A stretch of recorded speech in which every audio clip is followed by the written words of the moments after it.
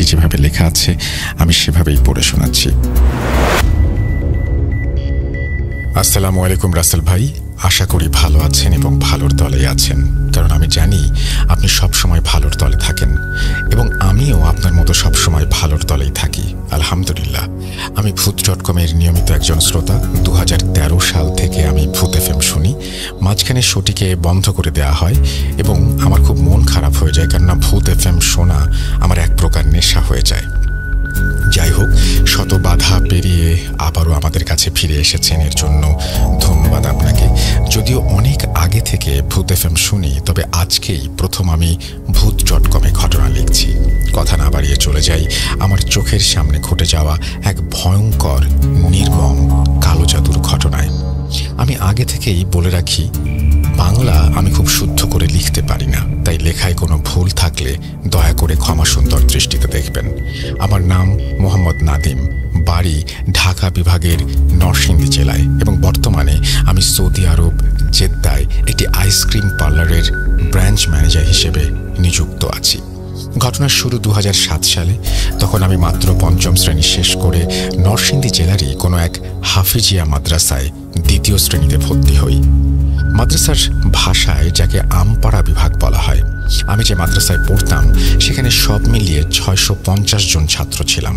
আমাদের মাদ্রাসাটি ছিল অনেক বড়। মাদ্রাসার সামনে পাকা রাস্তা এবং রাস্তা পার হলেই মসজিদ। আমাদের মাদ্রাসায় প্রতি বৃহস্পতিবার একটি করে গরু কিনে এনে মাদ্রাসার 2য় তলায় বেঁধে রাখা হতো এবং শুক্রবার দিন ফজরের পর জবাই করে দুপুরের এবং রাতের খাবারের জন্য রান্না করা হতো।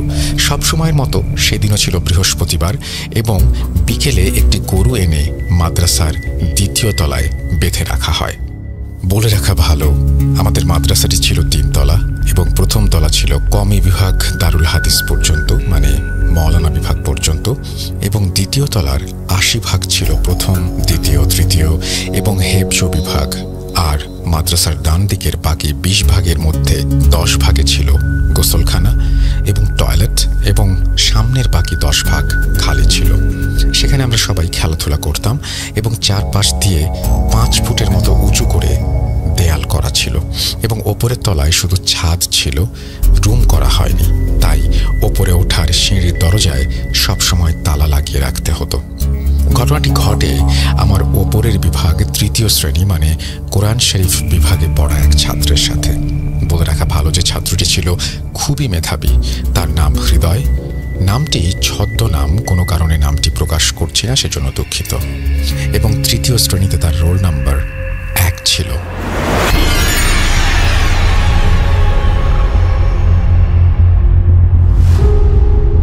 সেদিন ছিল বৃহস্পতিবার।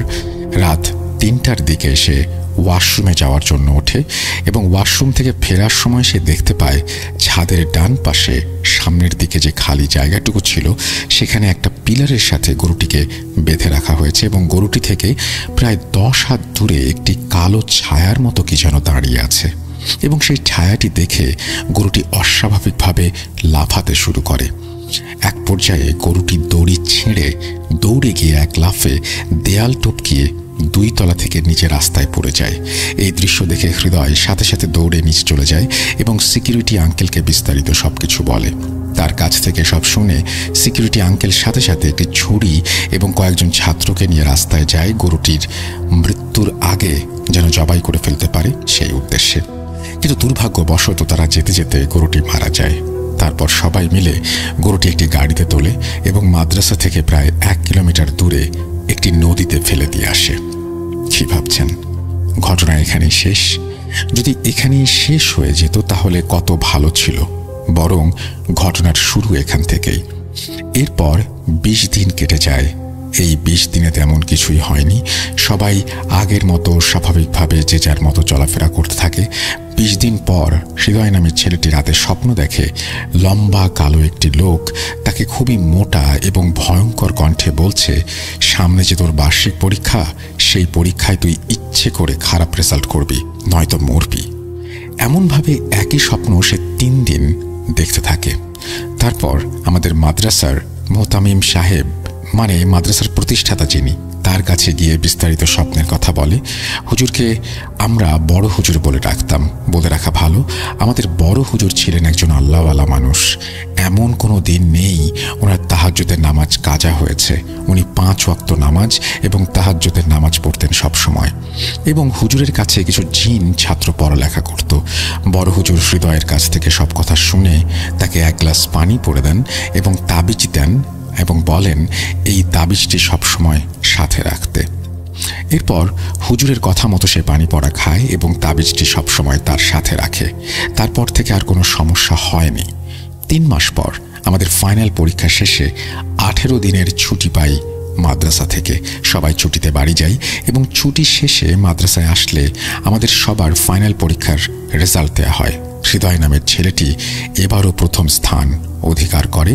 হেফজ বিভাগে ক্লাস ক্যাপ্টেন হয় সে। রেজাল্ট দেওয়ার কিছুদিন পর আবার রাতের বেলা হৃদয় দেখে সেই লম্বা কালো লোকটি ভয়ঙ্কর রাগান্বিত ও মোটা কণ্ঠে তাকে বলছে, তোকে বলেছিলাম পরীক্ষার রেজাল্ট ভালো করলে মরবি, শুনলি না, আমার কথা শুনলি না, এবার তোকে মরতে হবে। এই স্বপ্ন দেখে সে ঘুম থেকে বাঁচাও বলে চিৎকার করে ওঠে। তার চিৎকার শুনে মাদ্রাসার সব হুজুর ছাত্র একত্রিত হয়ে যায় এবং তাকে কি হয়েছে জিজ্ঞাসা করা হলে সে সবাইকে তার স্বপ্নের কথা বলে। তার কথা শুনে সবাই অবাক হয় এবং বলে হুজুর যে তাকে তাবিজ দিয়েছিল সেটা কোথায়। সে বলে তাবিজটি সে ভুলে বাড়িতে রেখে এসেছে। তারপর সে রাতে আর কেউ ঘুমায়নি। সকাল হলেই সবাই ফজরের নামাজ পড়ে যে যার ক্লাসে গিয়ে ক্লাস করতে শুরু করে। সেদিন বড় হুজুর মাদ্রাসায় উপস্থিত ছিলেন না। তিনি একটি তাফসিরুল কুরআন মাহফিলে ওয়াজ করার জন্য খুলনা থেকে আমন্ত্রণ পান এবং মাহফিল করার জন্য 3 দিনের জন্য খুলনায় যান। সেদিন মাগরিবের পর ক্লাস শেষ করে সবাই রাত 9টায় খাবার খেতে একত্রে আসে। খাবারের সময় হঠাৎ হৃদয় চিৎকার করে ওঠে। কি হয়েছে জানতে চাইলে সে বলে তার পেটে নাকি প্রচণ্ড ব্যথা হচ্ছে। এটা শুনে কয়েকজন ছাত্র মিলে হুজুরদের পরামর্শে তাকে হাসপাতালে নিয়ে যায়। তারপর সেখান থেকে হৃদয়কে ডাক্তারের পরামর্শে কিছুদিনের জন্য বাড়িতে পাঠিয়ে দেওয়া হয়। ডাক্তার বলেন তেমন কিছু হয়নি, হয়তো খাবার থেকে তার এই সমস্যা হয়েছে, বাড়িতে পাঠিয়ে দিন, কিছুদিন একটু বেছে বেছে খেলে ঠিক হয়ে যাবে। এরপর সে বাড়িতে যাওয়ার 4 দিন পর তার বাবার কাছে আমরা যা শুনতে পাই তা শোনার জন্য আমরা মোটেও প্রস্তুত ছিলাম না। খুবই মর্মান্তিক এবং ভয়ঙ্কর ঘটনা ঘটে যায় তার সাথে। সে বাড়িতে যাওয়ার 4 দিন পর তার বাবা আসে আমাদের মাদ্রাসায়। চেহারায় কান্না এবং কষ্টের ছাপ ভেসে আছে। বড় হুজুর তখন আমাদের ক্লাসে সবক নিচ্ছেন। হুজুরের কাছে এসেই তিনি কান্না করে ফেলেন। ওনার কান্না দেখে হুজুর বলেন, কি হয়েছে, আপনি কান্না করছেন কেন? তারপর হৃদয়ের বাবা যা বললেন তার মতো করে তা বলার চেষ্টা করছি। সেদিন হৃদয় হাসপাতাল থেকে বাড়িতে যায় এবং রাতে এসে তার আম্মুকে বলে, আম্মু, আমি আমার বড় হুজুরের দেয়া তাবিজটি ভুল করে আমার বালিশের নিচে রেখে গিয়েছিলাম, তুমি পেয়েছো? তার কথা শুনে তার আম্মু একটু অবাক হয়ে যায়। বলে, কি বলিস? তুই মাদ্রাসায় যাওয়ার পরদিন না তোর ক্লাসের একজন ছাত্র এসে তাবিজটি নিয়ে গেল, বলল তুই নাকি ভুল করে তাবিজটি বাড়িতে রেখে গিয়েছিস, তাই বড় হুজুর তাকে পাঠিয়েছে তাবিজটি নিয়ে যাওয়ার জন্য। আমি তাকে তাবিজটা দিয়ে দিয়েছিলাম। তার মুখে সব কথা শুনে সে অবাক হয়ে বলল, কি বলো? বড় হুজুর তো মাদ্রাসায় নেই, উনি তো খুলনা গিয়েছেন মাহফিল করতে। তখন তার আম্মু একটু ভয় পেয়ে যায় আর বলে, তাহলে যে ছেলেটি বলল তোর বড় হুজুর তাকে পাঠিয়েছে, তাহলে কে ছিল সেই ছেলেটি? আর তোর তাবিজ নিয়েই বা সে কি করবে? এসব কারণে তার আম্মু একটু চিন্তায় পড়ে যায় এবং আমাকে সব জানালে আমি বলি, সমস্যা নেই, কালকে বড় হুজুর খুলনা থেকে আসলে আমি গিয়ে আর একটা তাবিজ নিয়ে আসব। এরপর আমার আর আশা হয়নি। ব্যবসার কাজে ব্যস্ত হয়ে পড়ি। ভেবেছিলাম ব্যস্ততা কমলে তারপর আসব, কিন্তু কে জানতো আমার ছেলের সাথে এমন ভয়ঙ্কর ঘটনা ঘটে যাবে। এই বলে হৃদয়ের বাবা আবারও কান্নায় ভেঙে পড়ে এবং একটু পর কান্না থামিয়ে আবার বলতে শুরু করে, গতকাল রাত 2টার দিকে আমার ছেলের পেটে খুব চাপ দেয় এবং সে টয়লেটে যাবে বলে বের হয়।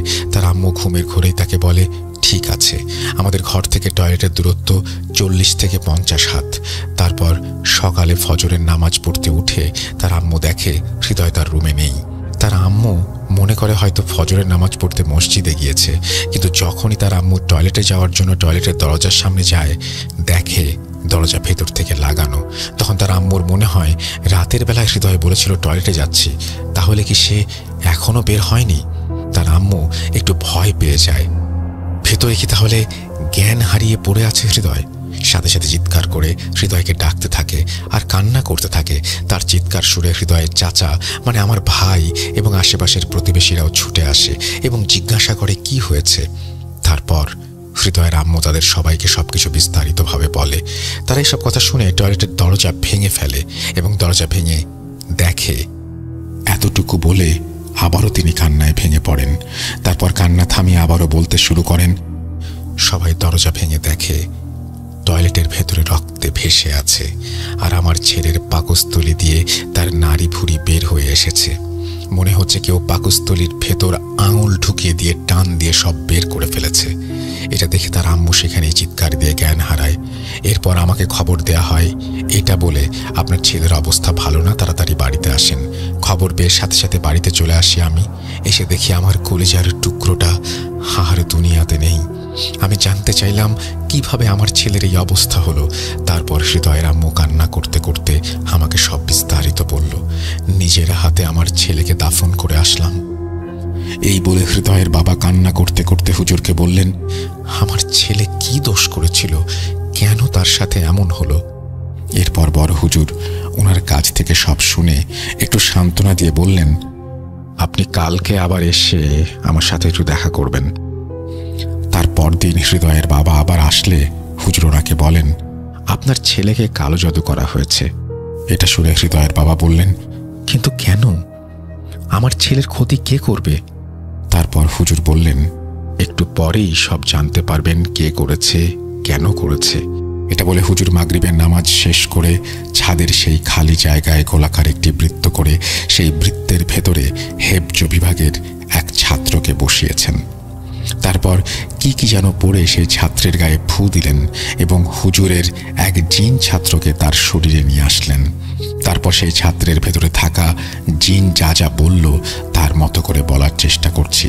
জিন বলছে, আপনার ছেলে যখন প্রথম ক্লাসে ভর্তি হয় তার সাথে রফিক নামের একটি ছেলেও ভর্তি হয় এবং প্রথম দ্বিতীয় শ্রেণীতে রফিকের রোল নাম্বার 1 আর আপনার ছেলের রোল নাম্বার 2, কিন্তু তৃতীয় শ্রেণীতে উঠে আপনার ছেলের রোল নাম্বার হয় 1 এবং রফিকের রোল নাম্বার হয়ে যায় 2, যা রফিকের বাবা কিছুতেই মেনে নিতে পারছিল না।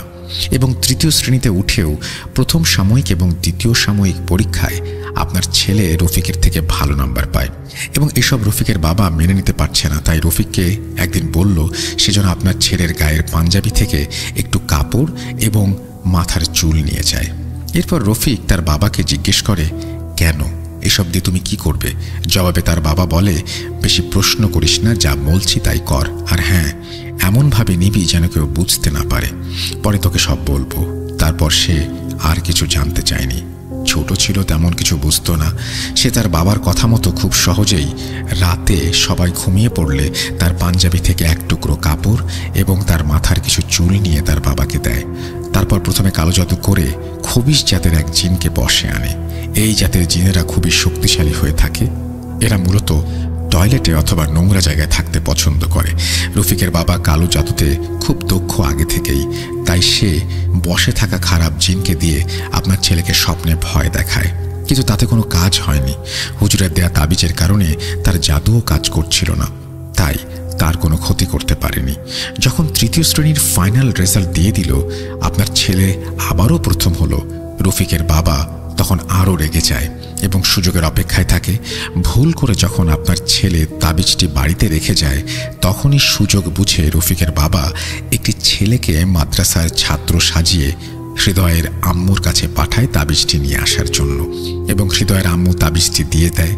সেই ছেলেটিও রফিকের বাবার কাছ থেকে কালো জাদু শিখত, তাই তার কথা মতো তাবিজটি নিয়ে পুকুরে ফেলে দেয়। তারপর সেই দিনই তার পেটে কালো জাদুর মাধ্যমে বান মারা হয় এবং তার ফলেই ব্যথা শুরু হয় এবং হাসপাতালে নিয়ে যেতে হয় তাকে। হাসপাতাল থেকে বাড়িতে যায় হৃদয়। সেদিন রাতেই আবার তার পেটে সমস্যা হয়।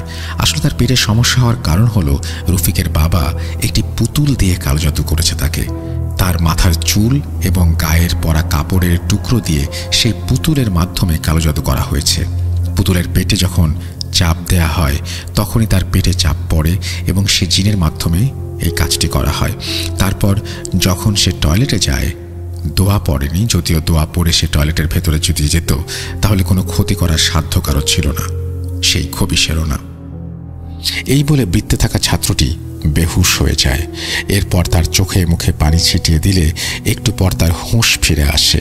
এসব শুনে সবাই নিশ্চুপ হয়ে থাকি আর হৃদয়ের বাবা কান্নায় ভেঙে পড়ে। রফিক ছেলেটিও সেখানে উপস্থিত ছিল। এসব শুনে সে লজ্জায় তার বাবার প্রতি ঘৃণাত্মক চোখ নিয়ে কান্না করতে করতে চলে যায় সেখান থেকে।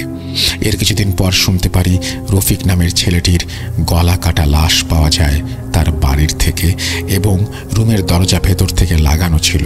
আর সেই রফিকের বাবা পাগল হয়ে গেছে, উলঙ্গ হয়ে নাকি রাস্তায় রাস্তায় হাঁটে। তারপর বড় হুজুরের কাছে জিজ্ঞেস করলে জানতে পারি ওই খবিশ জিনটি নাকি রফিকের বাবার কাছে রফিকের বলি চায় তার কাজের বিনিময় হিসেবে। কিন্তু রফিকের বাবা রাজি না হয় সেই খবিশ রফিকের ওপরে ভর করে এবং রফিক নিজেই নিজের গলা কেটে ফেলে। রফিকের বাবাকে নাকি সেই খবিশ পাগল বানিয়ে দেয়। কথায় আছে, পাপ নাকি বাপকেও ছাড়ে না, আর পাপের মূল্য সব সময় দিতে হয়। এই ছিল আমার ঘটনা। আশা করছি ঘটনাটি প্রচার করার যোগ্য হলে অবশ্যই প্রচার করবেন। সব সময় ভালো থাকবেন এবং ভালোর দলে থাকবেন, এটাই প্রত্যাশা। আল্লাহ হাফেজ। মোহাম্মদ নাদিম, ঢাকা, নরসিংদী, ঘোড়াশাল। এই বলে তিনি তার ঘটনা শেষ করেছেন। আশা করছি এই ঘটনাটি ভালো লেগেছে। আমার কাছে তো বেশ ভালো লাগলো। আর আপনি বলছিলেন যে আপনি বাংলা লিখতে পারেন না, কিন্তু আপনি চমৎকারভাবেই বাংলা লিখেছেন এবং আপনার বাংলা লেখার খুবই ভালো লেগেছে আমার কাছে। আপনি বেশ দক্ষ এবং দক্ষতার পরিচয় দিয়েছেন। Thank you very much. আমি আশা করব আপনি আরও ঘটনা পাঠাবেন। আপনার কাছ থেকে নেক্সট ঘটনার প্রতীক্ষায় রইলাম। আমরা চলে যাব আমাদের পরবর্তী ঘটনায়।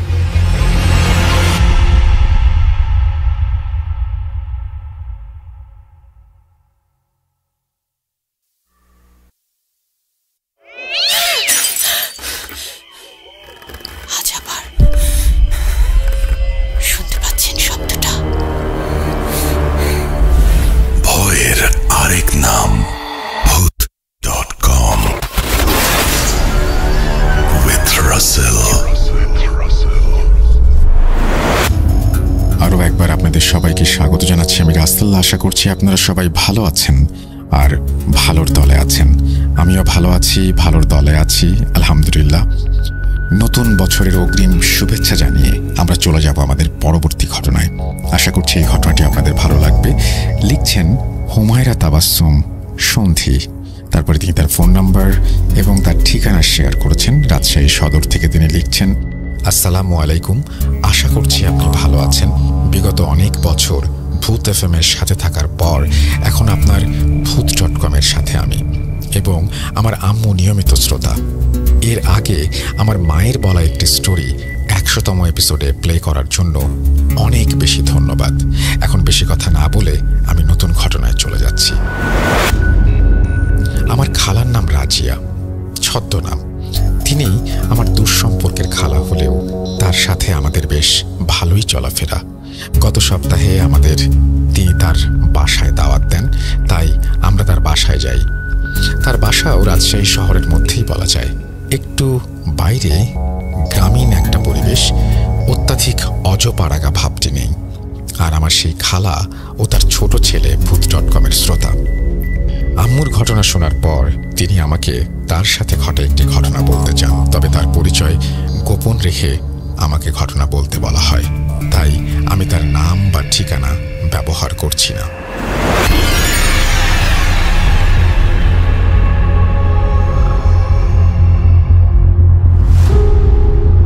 আমার খালা আমার মায়ের ছোটবেলা থেকেই বেশ ভালো বন্ধু। দুজনেরই বন্ধুত্ব। তবে আম্মুরা ছোট থাকতে শহরে চলে আসেন গ্রাম ছেড়ে, ফলে খালারা গ্রামেই থেকে যান।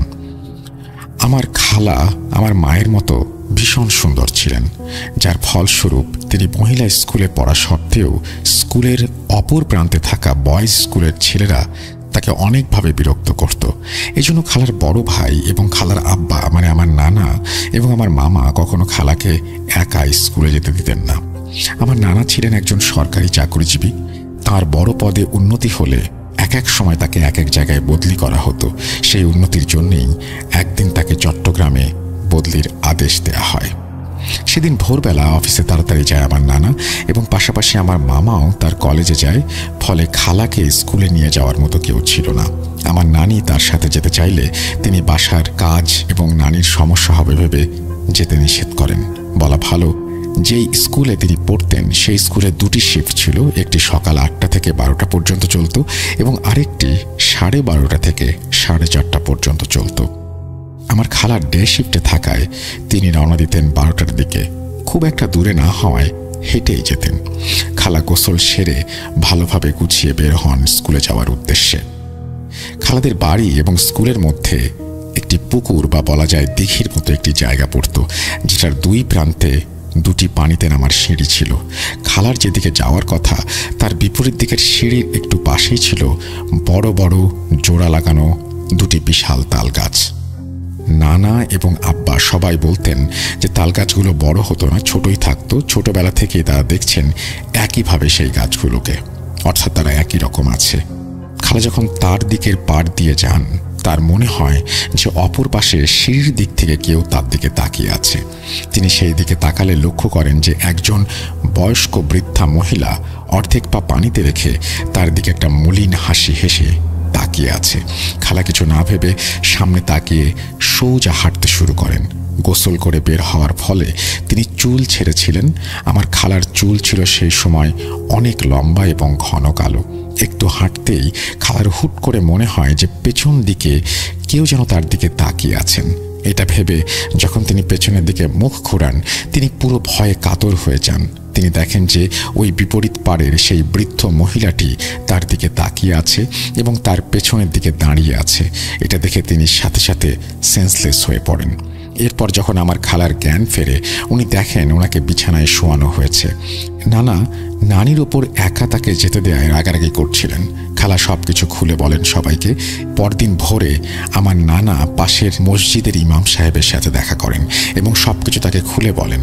পরবর্তীতে খালাকে তার বাসায় নিয়ে ঝাড়ফুঁক করানোর কথা বলেন এবং কিছু জিনিস যেমন লবণ, গোলাপ জল, চক, কালো কাপড় ইত্যাদি জোগাড় করে দিতে বলেন। খালার বাবা অর্থাৎ আমার নানা সবকিছু জোগাড় করে দেন এবং সন্ধ্যার পর খালাকে সেখানে নিয়ে যান। একটি রুমের মধ্যে একটি বড় চক এবং লবণের গোলাকার একটা বৃত্ত বানিয়ে খালাকে তার মধ্যে বসিয়ে কিছু দোয়া দুরুদ পড়া শুরু করেন হুজুর। এরপর হুট করে চারিদিকে একটা কম্পন সৃষ্টি হয় এবং খালার মধ্যে সেই বৃদ্ধ মহিলা আসেন এবং বলতে শুরু করেন, আমি এবং আমার 3 ছেলে মিলে আমরা সেই তাল গাছে থাকি। এই মেয়ের চুল সুন্দর, এই মেয়ের চুল আমি নেব। যদি আমাকে না নিতে দিস আমি কিন্তু তোদেরকেও আমাদের সাথে তাল গাছে যেতে বাধ্য করব। পরে অনেক কিছু দোয়া দুরুদ পড়ার মাধ্যমে চেষ্টা করা হয় এবং তাকে মানানোর চেষ্টা করা হয় এবং খালার চুল একটা সময় সে টানতে শুরু করে। এক পর্যায়ে তার গায়ে কালো কাপড় দেওয়ার পর আবার কিছু দোয়া দুরুদ পড়লে সব শান্ত হয়ে যায়। খালার শরীর নেতিয়ে পড়ে। একটু কাপড় সরালে দেখা যায় যে খালার ঘন চুল আর নেই, তার পুরোটা সাদা হয়ে গেছে। তারপর খালাকে একটি তাবিজ দিয়ে সেই ইমাম সাহেব চলে যেতে বলেন। এরপর থেকে আমার খালা এখন পর্যন্ত সুস্থ রয়েছেন। এই ছিল আমার খালার সাথে ঘটা ঘটনা, একদম সত্য ঘটনা। শেয়ার করলে ভালো লাগতো, সেজন্য শেয়ার করলাম। যদি সিলেক্টেড হয় অবশ্যই আমাকে জানাবেন। এই কথা বলে তিনি তার ঘটনা শেষ করেছেন। আসলে এই ঘটনাটা খুবই অদ্ভুত, খুবই সত্যি। খুব ছোট্ট একটা ঘটনা, কিন্তু ঘটনার মধ্যে খুব মজার একটা ব্যাপার রয়েছে যে মুহূর্তের মধ্যেই কালো চুল সাদা হয়ে যায় এবং সেটা সবাই দেখে। এটা খুবই খুবই খুবই আশ্চর্যজনক একটা ব্যাপার। যাই হোক, আমরা আশা করব যে আপনারা যারা শুনেছেন তাদের কাছে এই ঘটনাটি ভালো লেগেছে। চলে যাচ্ছি পরবর্তী ঘটনায়।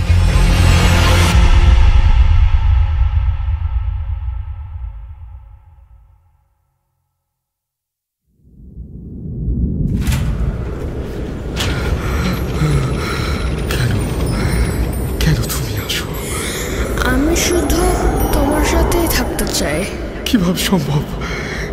মৃতদের এই পৃথিবীতে থাকতে নেই। তুমি তুমি চলে যাও, চলে যাও, প্লিজ চলে যাও। সবটাই কি ইলুশন, নাকি অন্য জগতের কেউ কখনো হাজির হয়ে যায় চোখের পলকে? ভূত.com with Russell। বছরের শেষ ভূত.com-এ আপনাদের সবাইকে আরো একবার স্বাগত জানাচ্ছি। আমি রাসেল। আশা করছি সবাই ভালো আছেন, ভালোর দলে আছেন। আমরা চলে যাব আমাদের পরবর্তী ঘটনায়। একটু জানিয়ে দিই আমাদের ইমেল অ্যাড্রেস russell.booth.com@gmail.com, আমাদের ফেসবুক www.facebook.com/russell.shahin। চলে যাচ্ছি ঘটনায়। আসসালামু আলাইকুম রাসেল ভাই, আশা করি ভালো আছেন। কোনো নাম ব্যবহার করিনি, কারণ এটা আমাদের পারিবারিক ঘটনা।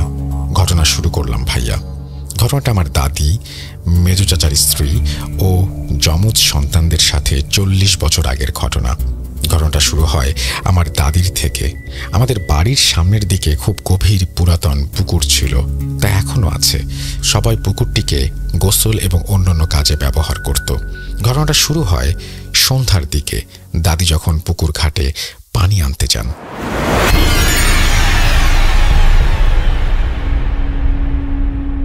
প্রতিদিনের কাজ সেরে সন্ধ্যার দিকে পানি আনতে যেতে হয় রাতে গরুকে খাওয়ানোর জন্য।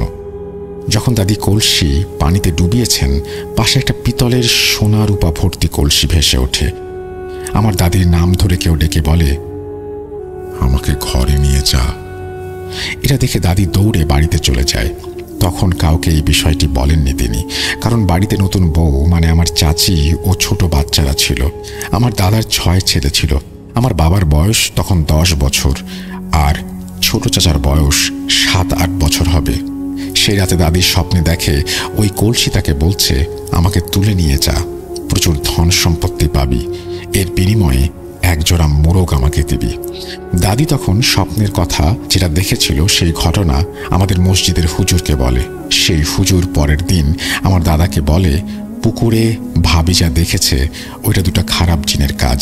লোভ দেখিয়ে আপনার 2 বাচ্চা নিয়ে যাবে। ভাবিকে বলে দিয়েন ওদের কথায় রাজি যেন না হয়। অনেক লোভ দেখাবে, স্বপ্নে দেখা দিতে পারে, আর একজোড়া মোরগ মানে আপনার 2 সন্তানকে বোঝাচ্ছে। তখন আমার বাবার বয়স 10 বছর, আর আমার চাচা যার কথা বলা হচ্ছিল তার বয়স 7-8 বছর। হুজুর বাড়ি বন্ধ করে দেয়। 1-1.5 বছর আর কোনো সমস্যা হয় না। ঘটনা আবার শুরু হয় যখন আমার মেজো চাচির যমজ ছেলে সন্তান হয়। বাচ্চার বয়স 3 মাস হবে। আমার চাচির সাথেও অনুরূপ ঘটনা ঘটে। আবার স্বপ্নে দেখে ওই কলসি বলছে, আমাকে তুলে নিয়ে যা, প্রচুর ধন সম্পত্তি পাবি, এর বিনিময়ে একজোড়া মোরগ আমাকে দিবি। আমার চাচি বুঝতে পারেনি মোরগ মানে কি। তিনি মনে করেছিলেন বাড়িতে তো অনেক মোরগ মুরগি আছে, 2 দিলেই হবে। বেশ কয়েকদিন পর রাতে চাচি যখন পুকুর ঘাটে যায়, কলসি পানিতে উপরে ভেসে ওঠে, বলে, আমাকে নিয়ে যা, একজোড়া মোরগ দিতে হবে। এই বলে কলসি পানিতে ডুবে যায়। এই স্বপ্ন প্রতিদিন দেখা দিত। ভয়ে কি করবে বুঝতে পারে না সে। আবার স্বপ্নে দেখে কলসি এবার রেগে গিয়ে বলছে, আমাকে মোরগ যদি না দিস তোর 2 সন্তানকে মেরে ফেলব। মা তো সন্তানের জন্য যে কোনো কিছু করতে পারে, তাই তাদের কথায় রাজি হয়ে যায়। পিতলের কলসি বাড়িতে নিয়ে যায়।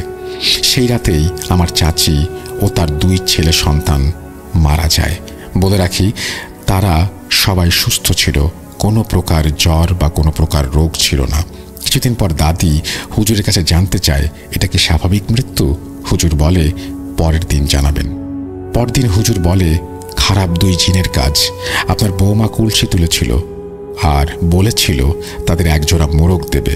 জিন যমজ সন্তানকে মেরেছে এবং আপনার বৌমাকে মেরেছে, কারণ তাদের কথা দিয়েছিল যে মোরগ দেবে। মোরগ নিয়ে গিয়েছিল তাদের কাছে, তারা বলেছিল এই মোরগ না, যমজ সন্তান দিতে হবে। তখন বৌমা বলেছিল তার সন্তানকে সে দেবে না, রাগে আপনার বৌমাকে মেরেছে।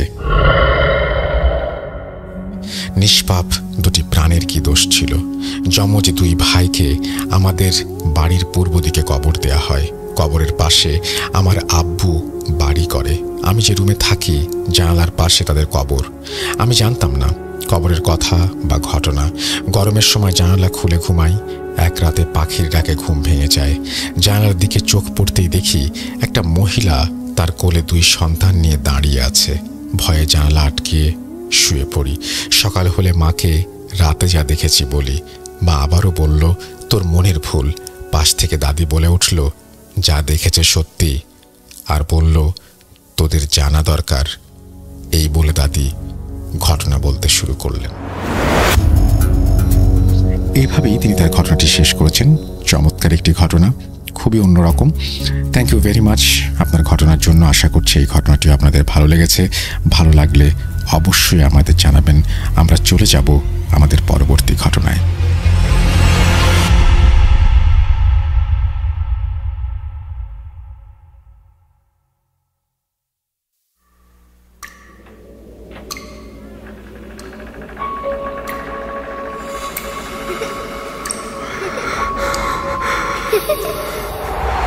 লুকোচুরি খেলবে?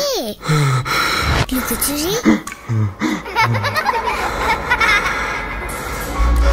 তুমি লুকাও, আমি ঠিকই তোমাকে খুঁজে পাবো।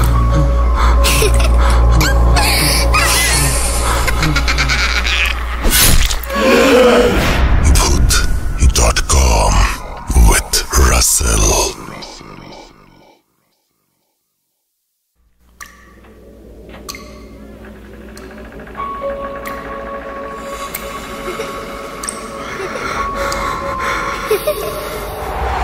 লুকোচুরি খেলবে?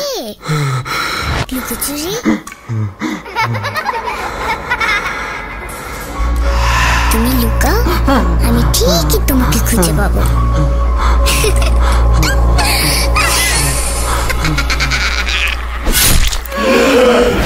Voot.com with Russell.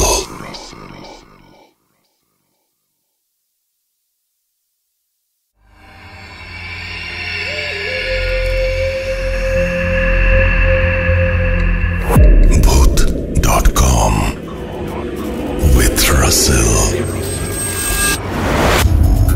আরও একবার আপনাদের সবাইকে স্বাগত জানাচ্ছি। আমি রাসেল। আশা করছি ভালো আছেন এবং ভালোর দলে আছেন। আমি পরবর্তী ঘটনাটি শুরু করছি। যেভাবে লেখা আছে সেভাবেই পড়ছি। আসসালামু আলাইকুম রাসেল ভাই, আমার নাম নাহিদ। আমার বাসা কুমিল্লার যে কোনো একটি থানায়। অনেকদিন ধরে ইচ্ছে ছিল আমার জীবনের ঘটনাটি আপনাদেরকে পাঠানোর, কিন্তু কাজের চাপে পাঠাতে পারিনি।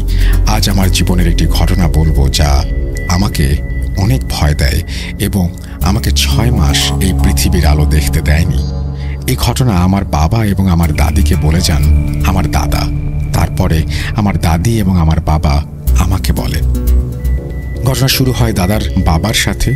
তখন 1937 সাল। আমার দাদার বয়স ছিল 14 বছর। আমার দাদার বাবা সকাল থেকে আসরের আজান দেয়া পর্যন্ত ধানের জমিতে কাজ করতেন এবং মাগরিবের নামাজ পড়ে এশার নামাজের আগ পর্যন্ত মাছ ধরতেন। আমার দাদারা ছিলেন 2 ভাই এবং তার মধ্যে দাদা ছোট। একদিন আমার দাদার বাবা কাজ শেষ করে বাড়িতে আসে। তারপর হালকা মুড়ি চিড়া খেয়ে মাছ ধরার জন্য রেডি হন। তখন আমার দাদা মাছ ধরতে যাওয়ার কথা বলে। তখন আমার দাদার বাবা দাদাকে নিয়ে মাছ ধরতে যায়। এইদিকে একটা কথা বলে রাখা ভালো যে আমাদের এলাকায় একটি জায়গা আছে যেখানে 7টা কবর আর এর চারদিকে 4টা শেওড়া গাছ আছে, যার জন্য ওই কবরগুলো দেখা যেত না। এই কবরগুলো কবের তা আমার দাদারা নিজেরাও জানেন না। আমার দাদার বাবা ছোট থেকে ওই কবরগুলো দেখে আসছেন। এই কবরগুলোর কাছে মানুষ দিনের বেলাতেও যেতে ভয় পেত, আর রাতে যাওয়ার তো কোনো প্রশ্নই আসে না। আমার দাদা ও দাদার বাবা মাছ ধরতে থাকেন। তারা খুব একটা বেশি মাছ পায় না। মাগরিবের আজান দিয়ে দিচ্ছে। তারপর আমার দাদা আর দাদার বাবা ওইখানে নামাজ পড়ে হারিকেন জ্বালিয়ে আবার মাছ ধরতে শুরু করেন। তারা মাছ ধরতে ধরতে কখন যে ওই কবরের কাছে চলে যায় নিজেরাও খেয়াল করে না।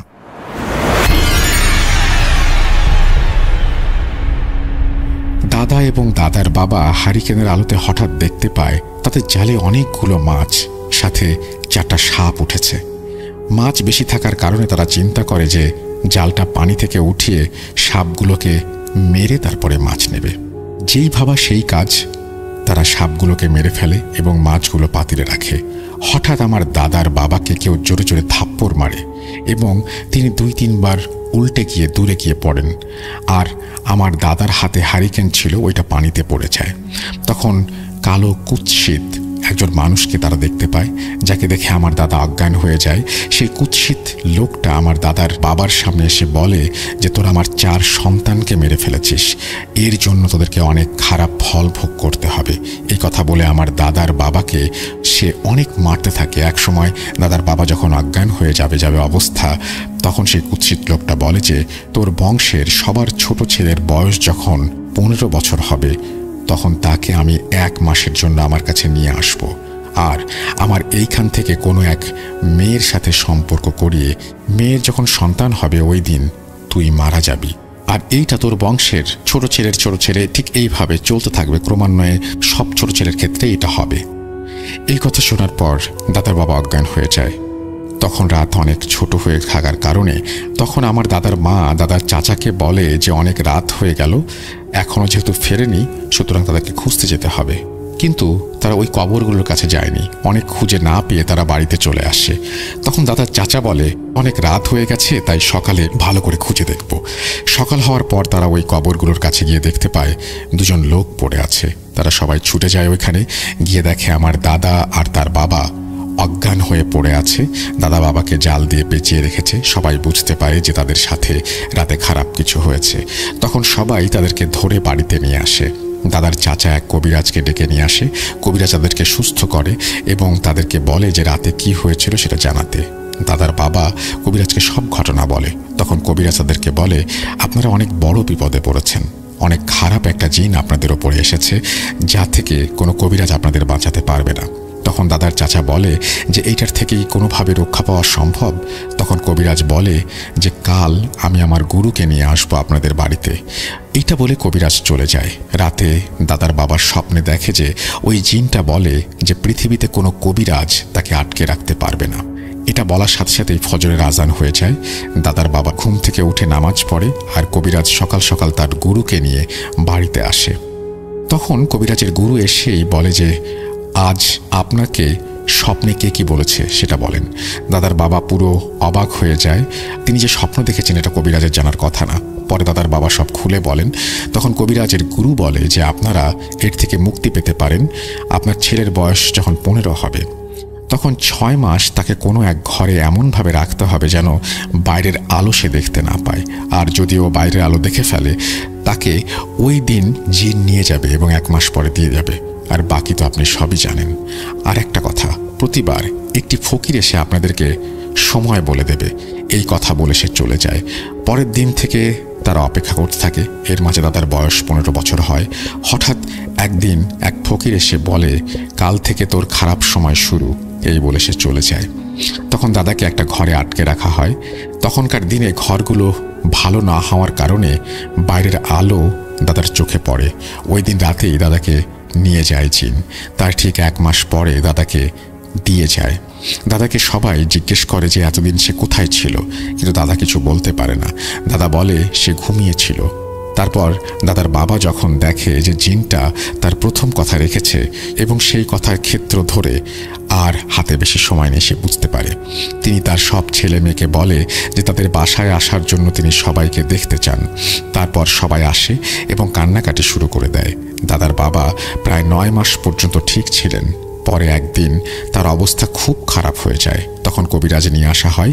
কবিরাজ দাদার বাবাকে বলে যে আপনার হাতে আর সময় বেশি নেই। আপনার ছেলেকে নিয়ে যাওয়ার ফলে ওই জিন তার মেয়েকে দিয়ে তার সাথে একটা সম্পর্ক করিয়েছে। এই কথা বলে কবিরাজ চলে যায়। তখন দাদার বাবা দাদাকে বলে দেয় যে দাদার ঘরে যদি ছেলে সন্তান হয় আর সে যদি পরিবারের ছোট হয় তাকেও দাদার মতো করে রাখতে, যদি না রাখতে পারে তাহলে দাদার অবস্থাও দাদার বাবার মতো হবে। তার ঠিক 2 দিন পরে দাদার বাবা সবাইকে ছেড়ে পরকালে চলে যান।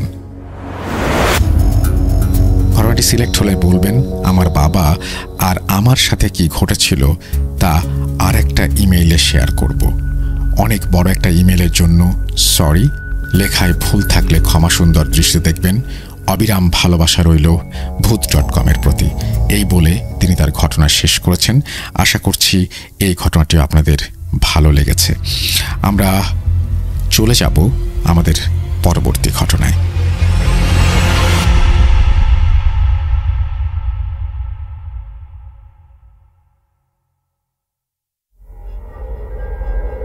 Spirit be here with me.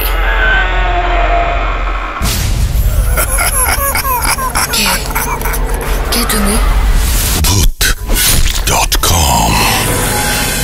The fear returns with Russell.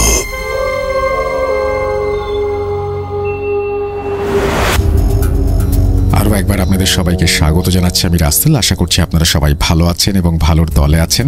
আমি পরবর্তী ঘটনায় যাচ্ছি। ঘটনাটি বলছেন হাসান, জেলা গোপালগঞ্জ, টুঙ্গিপাড়া, শ্রীরামকান্দি, এবং তারপরে তিনি তার ফোন নাম্বার শেয়ার করেছেন। তিনি লিখছেন, প্রিয় রাসেল ভাই, আগে Bhoot.com-এর লেখা দুটি ঘটনা পাঠিয়েছি। দুটি ঘটনাই পড়ে শোনানোর জন্য আপনাকে অত্যন্ত ধন্যবাদ।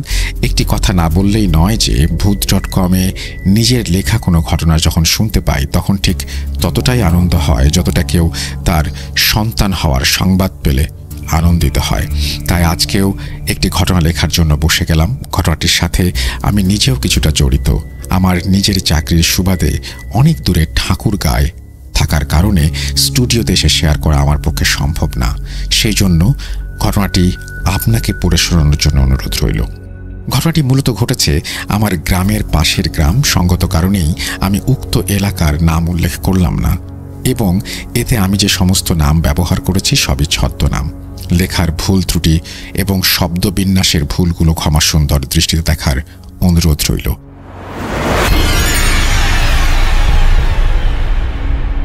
চারিদিকে দিগন্ত বিস্তীর্ণ মাঠ, মাঝখানে সবুজ দ্বীপের মতো স্বপ্নমাখা একখানি গ্রাম। প্রভাত কাকলির মধ্যে প্রতিদিন উঠে আসে রক্তিম সূর্য, আর গ্রামের সামনে বয়ে গেছে সুন্দর একখানি নদী। নদীর নাম মধুমতি। এই গ্রামে ঠিক এক কোণে নদীর কোল ঘেঁষে দুইটি পরিবারের বসবাস। তাছাড়া আশেপাশে তেমন কোনো জনমানবের চিহ্ন নেই। তবে সেখান থেকে কিছুটা দূরে রয়েছে একটি সনাতন ধর্মাবলম্বীদের অঞ্চল। এটিকে তখনও বিদ্যুৎ বিচ্ছিন্ন এলাকা বলা যায়। উক্ত দুই পরিবারের এক পরিবারের প্রধানের নাম হচ্ছে কাউসার আলী। তার স্ত্রী এবং তার এক ছেলে, দুই মেয়ে নিয়ে ছোট্ট সংসার। কাউসার আলী তার জমি চাষাবাদ করে, ফসল ফলায়, তাই দিয়ে কোনো মতে তার সংসার চলে। তার স্ত্রীর একটা বদ অভ্যাস ছিল, সে সময় পেলেই উক্ত হিন্দু এলাকায় চলে যেত, এবং প্রতিটি হিন্দু পরিবারের সাথে কাউসারের স্ত্রীর ছিল খুব ভালো সম্পর্ক। বিশেষ করে রমেশচন্দ্র নামে একটি পরিবারের সাথে তার খুব গাঢ় সম্পর্ক ছিল। সময় পেলেই চলে যেত তাদের বাড়িতে। কাউসার আলী এই নিয়ে তাকে অনেক বুঝিয়েছে এবং মাঝে মধ্যে মারধরও করেছে, কিন্তু কে শোনে কার কথা। কাউসার আলীর স্ত্রী সমস্ত বাধা উপেক্ষা করে তাদের সাথে সম্পর্ক বজিয়ে রাখে। এভাবেই চলে যাচ্ছিল তাদের জীবন। কিছুদিন পরে কাউসার আলীর স্ত্রী কোনো এক অজানা রোগে এই দুনিয়ার মায়া ত্যাগ করে পরপারে পাড়ি জমায়। মূলত ঘটনা শুরু এখান থেকেই। কাউসার আলীর স্ত্রী এমন ছোট ছোট ছেলে মেয়ে রেখে চলে যাওয়ার ফলেই কাউসার আলী অনেক শোকাহত হয়ে পড়ে, কিন্তু নিয়তেই ভাগ্য মেনে নিতেই হয়। এজন্য কাউসার আলী পরবর্তীতে আর একটা বিয়েও করেছিল। কাউসার আলীর স্ত্রী দাফন হওয়ার স্থানের একটি বিবরণ না দিলেই নয়। কাউসার আলীর তার স্ত্রীকে একটি নির্জন জায়গায় মধুমতি নদীর কুল ঘেঁষে দাঁড়িয়ে থাকা একটি জীর্ণ শীর্ণ মসজিদের পাশেই দাফন করে। মসজিদের অদূরে একটি প্রভাবশালী ব্যক্তির বাড়ি, নাম তার হাবিবুল্লাহ। আর তাদের বাড়ির আশেপাশে তেমন কোনো বাড়ি ঘরও ছিল না। তারাই মূলত মসজিদটি দেখাশোনা করত, আর গুটি কয়েক মুসল্লি তাতে নামাজও পড়ত। কাউসার আলীর স্ত্রীকে দাফন করার 2-3 দিনের ভেতর তেমন কোনো ঘটনা ঘটেনি। চতুর্থ রাতে মূল ঘটনা ঘটে কাউসার আলীর ছেলের সাথে, এবং তার ছোট 2 মেয়েকে ঘুম পাড়িয়ে কাউসার আলী তখন নিজেও ক্লান্ত শরীরে ঘুমিয়ে পড়েছিলেন।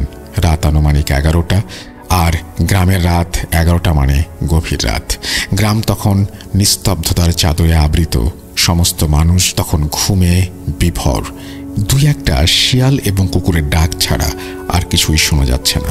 হঠাৎ কাউসার আলীর ঘরের দরজায় ঠক ঠক আওয়াজ হয়।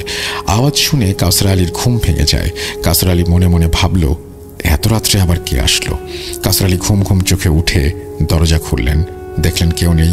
তিনি মনে মনে ভাবলেন হয়তো তার মনের ভুল, তাও ঘুম ঘুম চোখে চারপাশটা একবার চোখ বুলিয়ে নিলেন।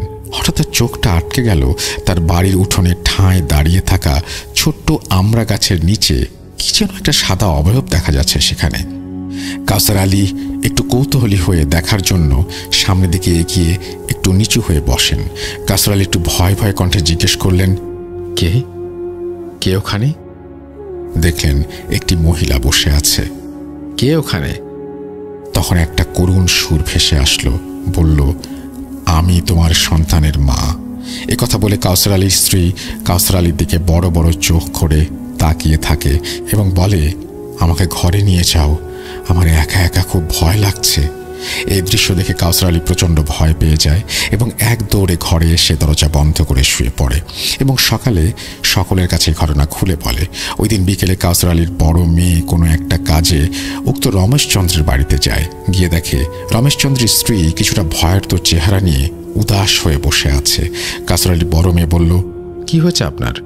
তখনই রমেশচন্দ্রের স্ত্রী কিছুটা ভয়ার্ত কণ্ঠে বলে উঠল, এই মানে তোর মা। আমার মা মানে? এই তো আজ রাতে আমরা সকলে ঘুমিয়েছিলাম, তখন হঠাৎ ঘরের দরজায় ঠক ঠক আওয়াজ হলো, আমাদের ঘুম গেল ভেঙে। রমেশ আমাকে বলল, দেখো তো কে এসছে, বলেই সে আবার ঘুমিয়ে পড়ে। আমি ঘুম ঘুম চোখে দরজা খুলে দেখি তোর মা দরজার সামনে দাঁড়িয়ে আছে, কিন্তু ঠিক আমার তখন মাথায় ছিল না যে তোর মা মারা গেছে। বললাম, এত রাত্রে কি জন্য এসেছো? তখন তোর মা বলল, বাড়ি ভালো লাগছে না, এজন্য একটু কথা বলতে আসলাম। আমি তার সাথে কিছু কথা বলে তোর মাকে বিদায় করে আবার ঘরের ভেতরে চলে আসলাম। তারপর রমেশ জিজ্ঞেস করলো, কি হলো, এত দেরি হচ্ছিল কেন? বাইরে কে এসেছিল? বললাম, ওই তো কাউসার আলীর স্ত্রী। এই কথা শুনে রমেশ বলল, তোমার মাথা ঠিক আছে? সে তো আজ 4 দিন হলো মারা গেছে। এই কথা শুনে আমি প্রচণ্ড ভয় পেয়ে যাই। এটা শোনার পর কাউসার আলীর বড় মেয়ে উদাস কণ্ঠে বলল, হ্যাঁ, এই তো আজ রাত্রে আমাদের সাথেও এমন ঘটনা ঘটেছে। এরপর ঘটনা এক কান দুকান করে পুরো এলাকার ভেতরে ছড়িয়ে পড়ে এবং মানুষের মধ্যে ভয় কাজ করতে শুরু করে। এরপর থেকে প্রতি রাত্রি ঘরের বাইরে থেকে বিভিন্ন ধরনের আওয়াজ আসতে থাকে এবং কখনো কখনো কাউসার আলীকে বিভিন্ন নামে ডাকতে থাকে, মানে সন্তানদের নাম ধরে ডাকতে থাকে এবং কখনো রমেশচন্দ্রের বাড়িতে গিয়েও ডাকতে থাকে।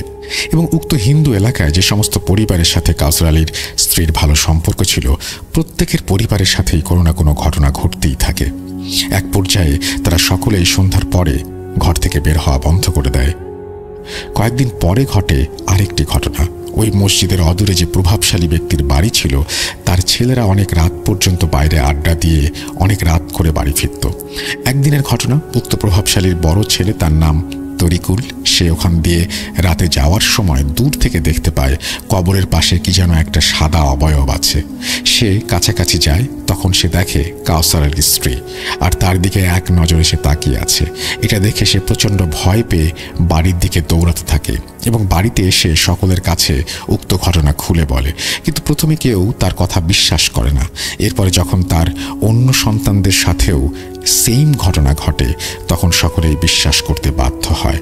এরপর থেকে রাত্রে ওই রাস্তা দিয়ে তারা চলাফেরা বন্ধ করে দেয়। এরপর যদি ওই পরিবারের কোনো সদস্য কোথাও যেত, সন্ধ্যার আগেই বাড়ি ফিরে আসতো। রাতে যেই কেউ ওর কবরের পাশ দিয়ে যেত, তখনই কিছু না কিছু দেখতে পেত। কেউ হয়তো সেই মহিলাকে দেখতে পেত, কিংবা আগুনের কুণ্ডলি দেখতে পেত। এক পর্যায়ে গ্রামের সকল মানুষ এশার নামাজের পরে ওই মসজিদের আশেপাশ দিয়ে যাওয়া বন্ধ করে দেয়। এর কিছুদিন পরেই উক্ত প্রভাবশালী ব্যক্তির বাড়িতে একটি মর্মান্তিক ঘটনা ঘটে। তা হচ্ছে, এক রাত্রে কিছু ডাকাত এসে তাদের বাড়িতে ডাকাতি করে এবং তাদের সমস্ত টাকা পয়সা, স্বর্ণ গহনা যা ছিল সব নিয়ে চলে যায়। এক কথায় তারা একেবারে নিঃস্ব হয়ে যায়। যেহেতু তারা বসবাস করতে একটি নির্জন জায়গায়, এজন্য তারা ওই স্থান ত্যাগ করে অন্য কোথাও চলে যায়। এখন পুরো ওই এলাকাটা একেবারেই ফাঁকা হয়ে যায়, আর ওই মসজিদের দেখাশোনা একমাত্র তারাই করত। যারা করত তারাই চলে গেছে। কিছুদিনের মধ্যেই মসজিদটি বিরান হতে শুরু করে। এক পর্যায়ে মসজিদের নামাজ, আজান সবই বন্ধ হয়ে যায় এবং মসজিদটি একেবারেই বিরান হয়ে যায়। এবং আস্তে আস্তে গ্রামের লোকেরাও সন্ধ্যার পরে ওই মসজিদের পাশ দিয়ে চলাফেরা বন্ধ করে দেয়। দিনের বেলায় চলাচল করলেও রাতের বেলায় কেউ আর চলাচল করে না। এর কয়েক মাস পরে একদিন ঘটে এক মর্মান্তিক ঘটনা, যা সকলের মাথায় টনক নাড়ে।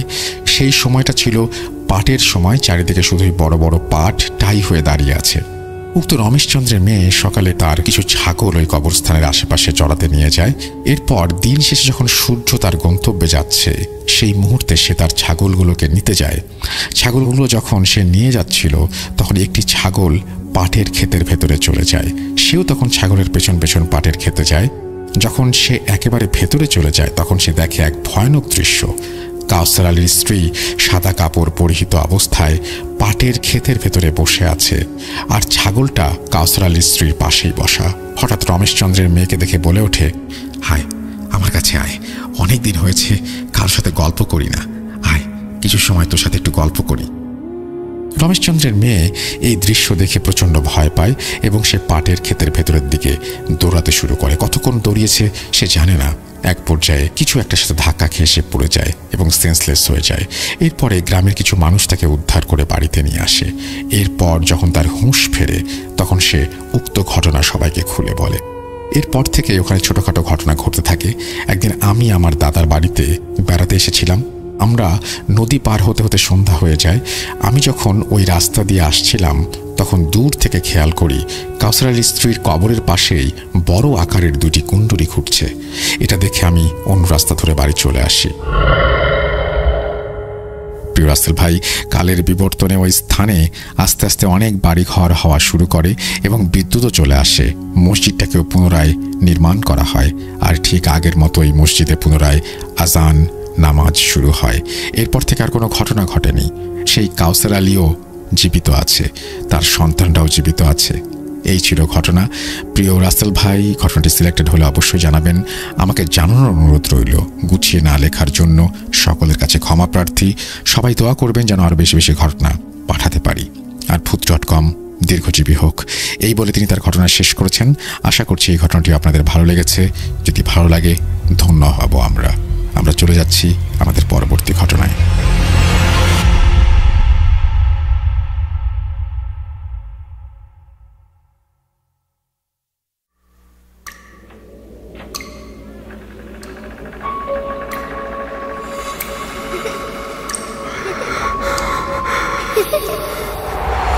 লুকোচুরি খেলবে? লুকোচুরি তুমি লুকাও, আমি ঠিকই তোমাকে খুঁজে পাবো।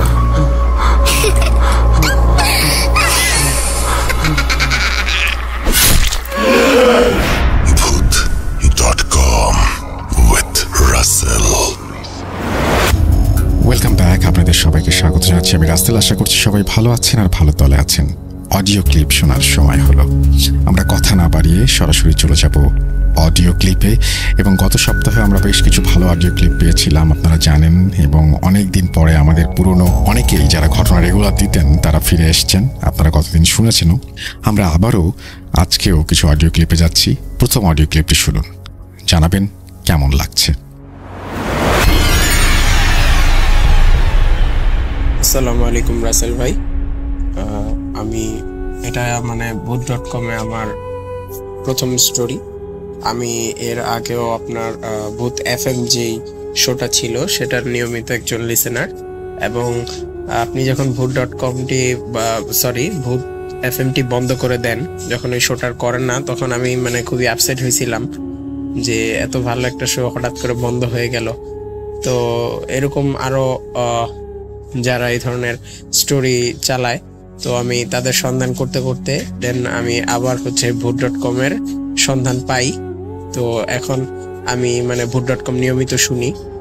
লাইভ হয়তো সবসময় শোনা হয় না, কিন্তু আমি ডাউনলোড করে শুনি, প্রত্যেকটা স্টোরি শুনি এবং নিয়মিত একজন লিসেনার্স। প্রথমত আমি আপনাদের কাছে রাসেল ভাই, বিশেষ করে আপনার কাছে এবং লিসেনারদের কাছে ক্ষমা প্রার্থী, কারণ আমার বাসাটি রোডের সাইডে হওয়ায় এখানে প্রচুর সাইড নয়েজ আসতেছে। তো এটার জন্য আমি আন্তরিকভাবে দুঃখিত। তো আজকে যেই ঘটনাটি বলতে চলেছি সেটি আমার নিজের ছোট খালামুনির সাথে ঘটা, এবং এটা এখনো চলমান। এবং এই ঘটনাটির কারণে উনি এখন বলতে গেলে কি বলে সেটাকে, যে উনি মানসিক রোগী, বা আমরা সহজভাবে যেটাকে পাগল বলি, উনি প্রায় পাগলের মতোই হয়ে যাচ্ছে আস্তে আস্তে। তো এই ঘটনাটি বলার একমাত্র উদ্দেশ্য হচ্ছে রাসেল ভাই, আমি আপনার কাছ থেকে একটা সাহায্য চাই। আপনি দয়া করে আমাকে এই হেল্পটা করবেন আশা করি। এই হেল্পটা আসলে মানে আমি রাসেল ভাই আপনার কাছ থেকে যে হেল্পটা চাই, এই হেল্পটা আসলে কি সেটা আমি ঘটনার শেষ সময়ে বলবো। তো এখন ঘটনাটি শুরু করছি। ঘটনাটি আমার ছোট খালামুনির সাথে ঘটা এবং এই ঘটনাটি বিক্রমপুরে ঘটা, কিন্তু কোন গ্রামে ঘটা সেটা আমি কিছু কারণে আর কি গোপন রাখছি গ্রামের নামটি। এবং এই ঘটনাটি 100% সত্য, আমার নিজ খালামুনির সাথে ঘটা। তো ঘটনাটি প্রায় আজ থেকে 8-10 বছর আগের ঘটনা।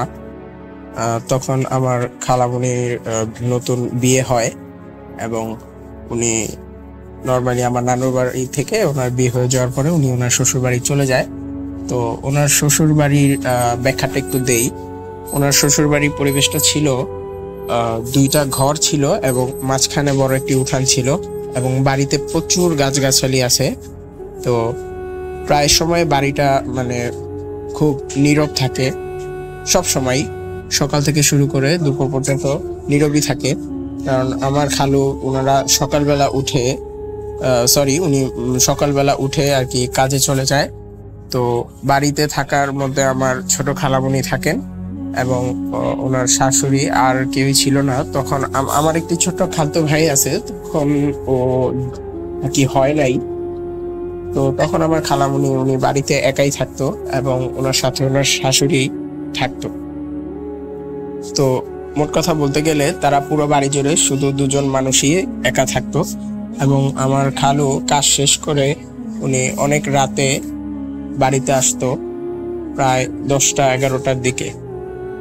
যেহেতু গ্রামের বাড়ি, তো গ্রামের বাড়িতে সাধারণত হয় কি রাসেল ভাই, যে রান্নাঘর এবং ওয়াশরুমগুলা বেশিরভাগ ঘর থেকে কিছুটা দূরত্বে বাহিরে হয়ে থাকে।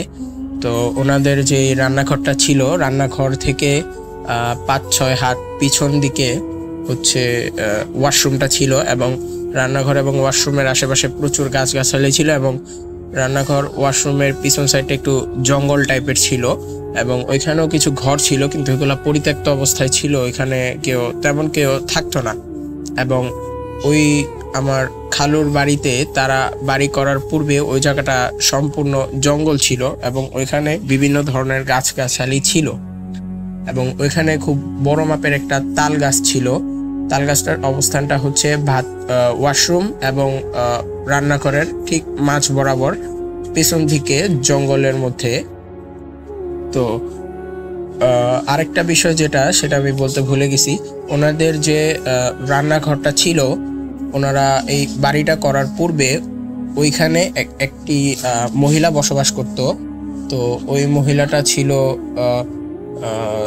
কি বলবো, তান্ত্রিক টাইপের বা জিন পালতো এরকম টাইপের মহিলা ছিল। তো উনি যেই জিনটা পালতো সেটাকে উনি মানে নিয়মিত খাবার দিত আর কি, যেটাকে গ্রাম্য ভাষায় ভোগ দেওয়া বলে। তো উনি ওই জিনটাকে ভোগ দিত এবং ওই জিনটা ছিল একটি হিন্দু সম্প্রদায়ের, সম্ভবত মনসা বা সাপ রিলেটেড একটা জিন এই প্রজাতির।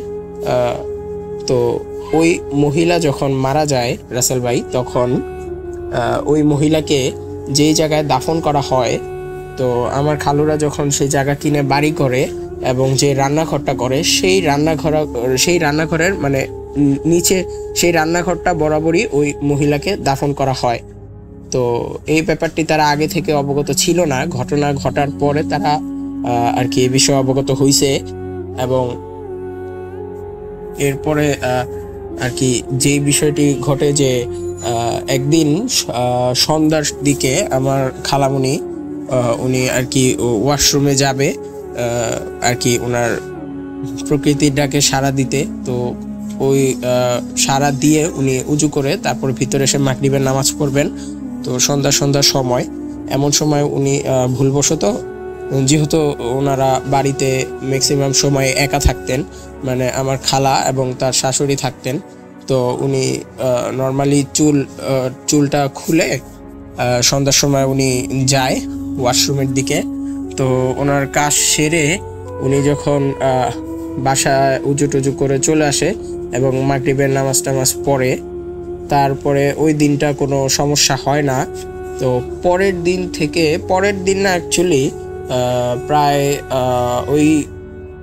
ওই আর কি ঘটনা ঘটার পরে উনি প্রায় 2 থেকে 3 মাস, 2 থেকে 3 মাস পরে ওনার সাথে ঘটনাগুলো একে একে ঘটা শুরু করে।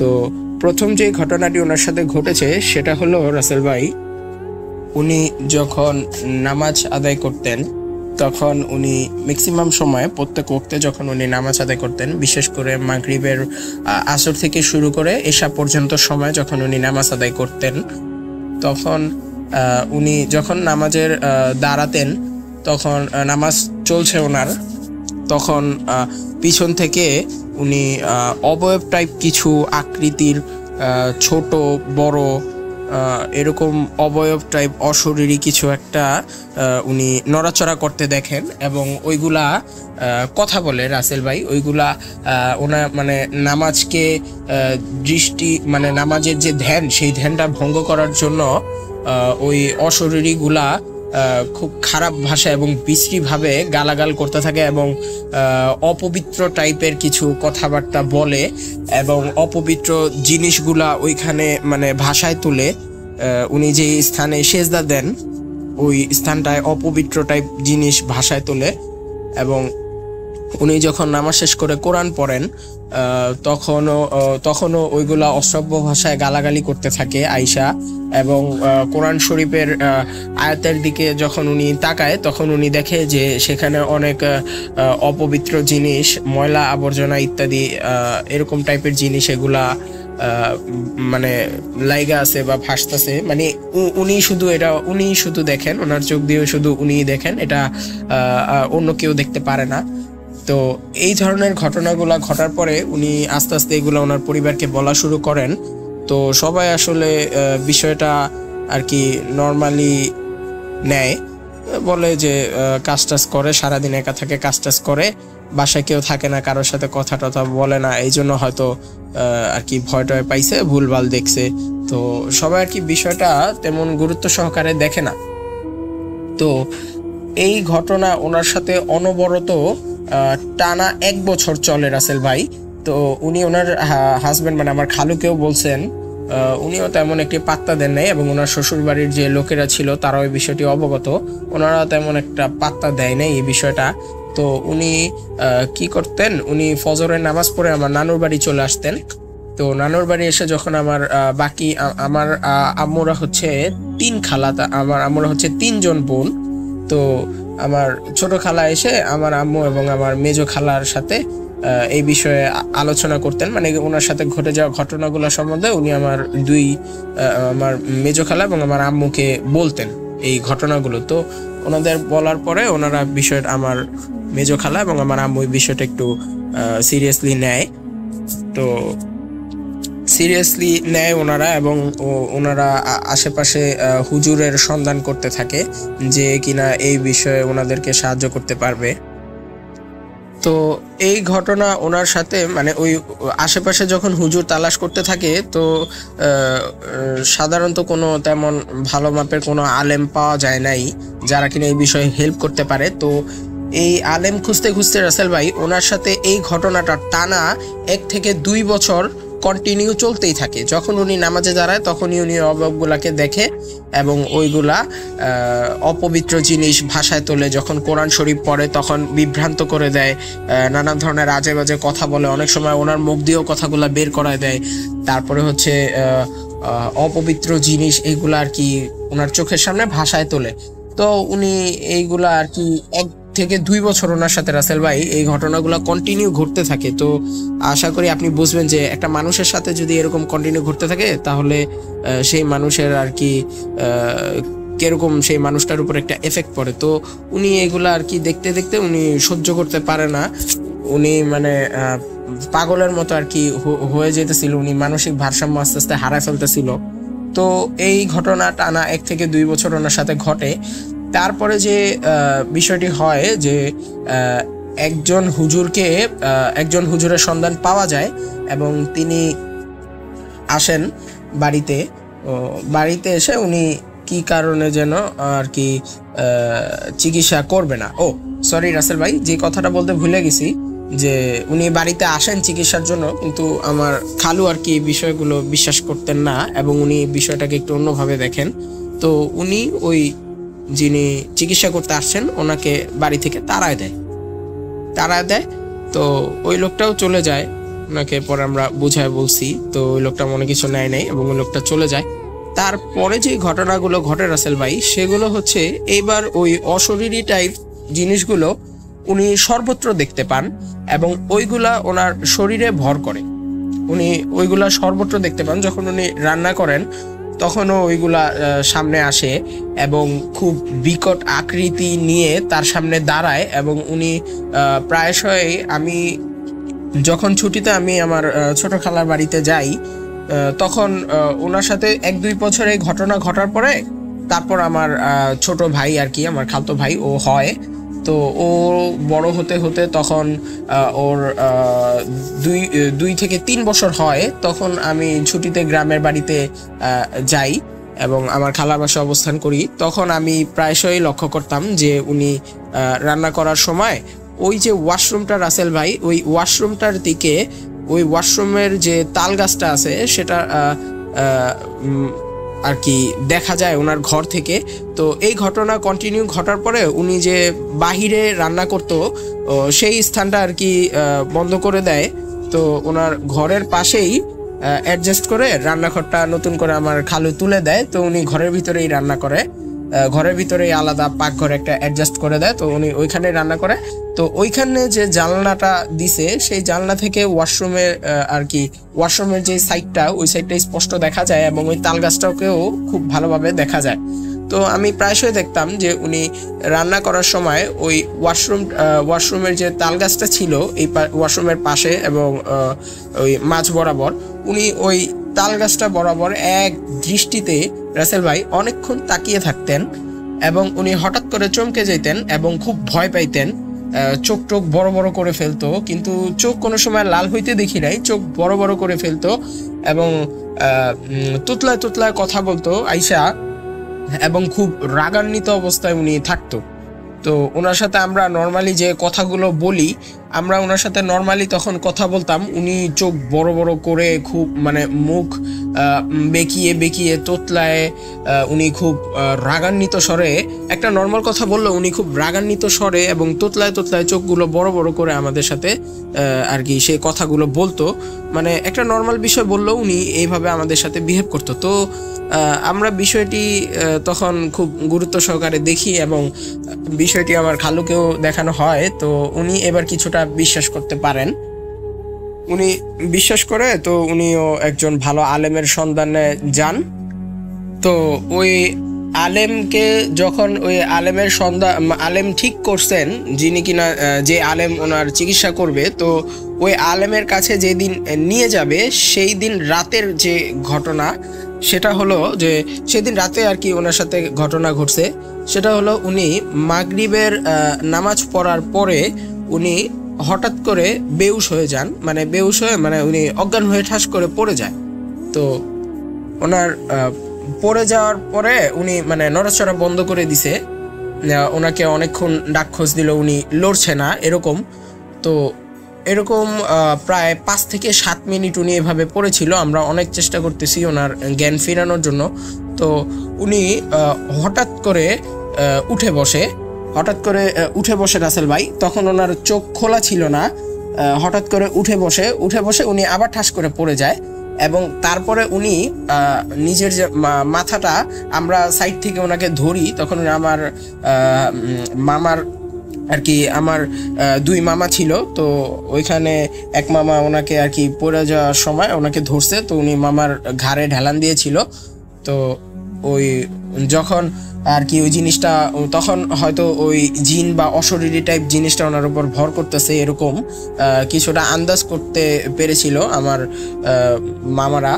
তো ওই জিনিসটা তখন মানে আমার খালামণি তখন আমার মামার ঘাড় থেকে মাথাটাকে গোল গোল করে ঘুরেতে ঘুরেতে উঠে বসে চোখগুলো খুলে রাসেল ভাই ওনার চোখগুলো স্বাভাবিক আকৃতির থেকে অনেক বড় ছিল এবং চোখগুলো খুব বড় বড় করা ছিল এবং ওনার চোখ লাল ছিল এবং উনি সাপের মতো যে ফোঁস সাপ যেরকম ফোঁস করে উনি ওরকম ফোঁস করে খুব রাগান্বিত হয়ে আমার খালুর দিকে এক দৃষ্টিতে তাকিয়েছিল।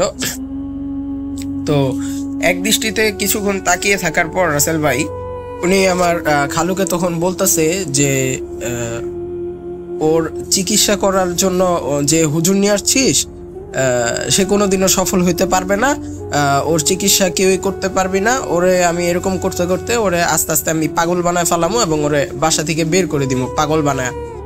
তো এক কথায় ওনাদের সাথে ওইখানে অনেক কথোপকথন হয়। তো এক পর্যায়ে আমার খালামণি আর কি খুব উত্তেজিত হয়ে যায় এবং আমার দুই মামা ওনাকে ধরে বসছে। বুঝতেই তো পারতেছেন রাসেল ভাই, একজন মহিলা মানুষের গায়ে এত শক্তি থাকার কথা না। আমার দুই মামা ওনাকে ধরে বসায় রাখছে। উনি আমার দুই মামাকে ঝাড়া দিয়ে ফেলায় উঠে যে আমার খালুকে গলার মধ্যে চাপ দিয়ে ধরেন, গলার মধ্যে টিপে ধরেন। তো অনেক কষ্ট করার পরে প্রায় 2-3 মিনিট গলার টিপে ধরছিল। তো আমার খালু মোটামুটি শক্তিশালী ছিলেন। তো অনেক চেষ্টা করার পরে 2-3 মিনিট পরে তিনজন মিলে, আমার দুই মামা এবং আমার খালু তিনজন মিলে তখন আমার খালামণিকে ওই গলা টিপা ধরা অবস্থা থেকে ছাড়াই দেন এবং আমার খালামণি ঠাস করে নিচে পড়ে যায় এবং অনেকক্ষণ পরে উনি উঠে স্বাভাবিক অবস্থায় ফিরে আসেন এবং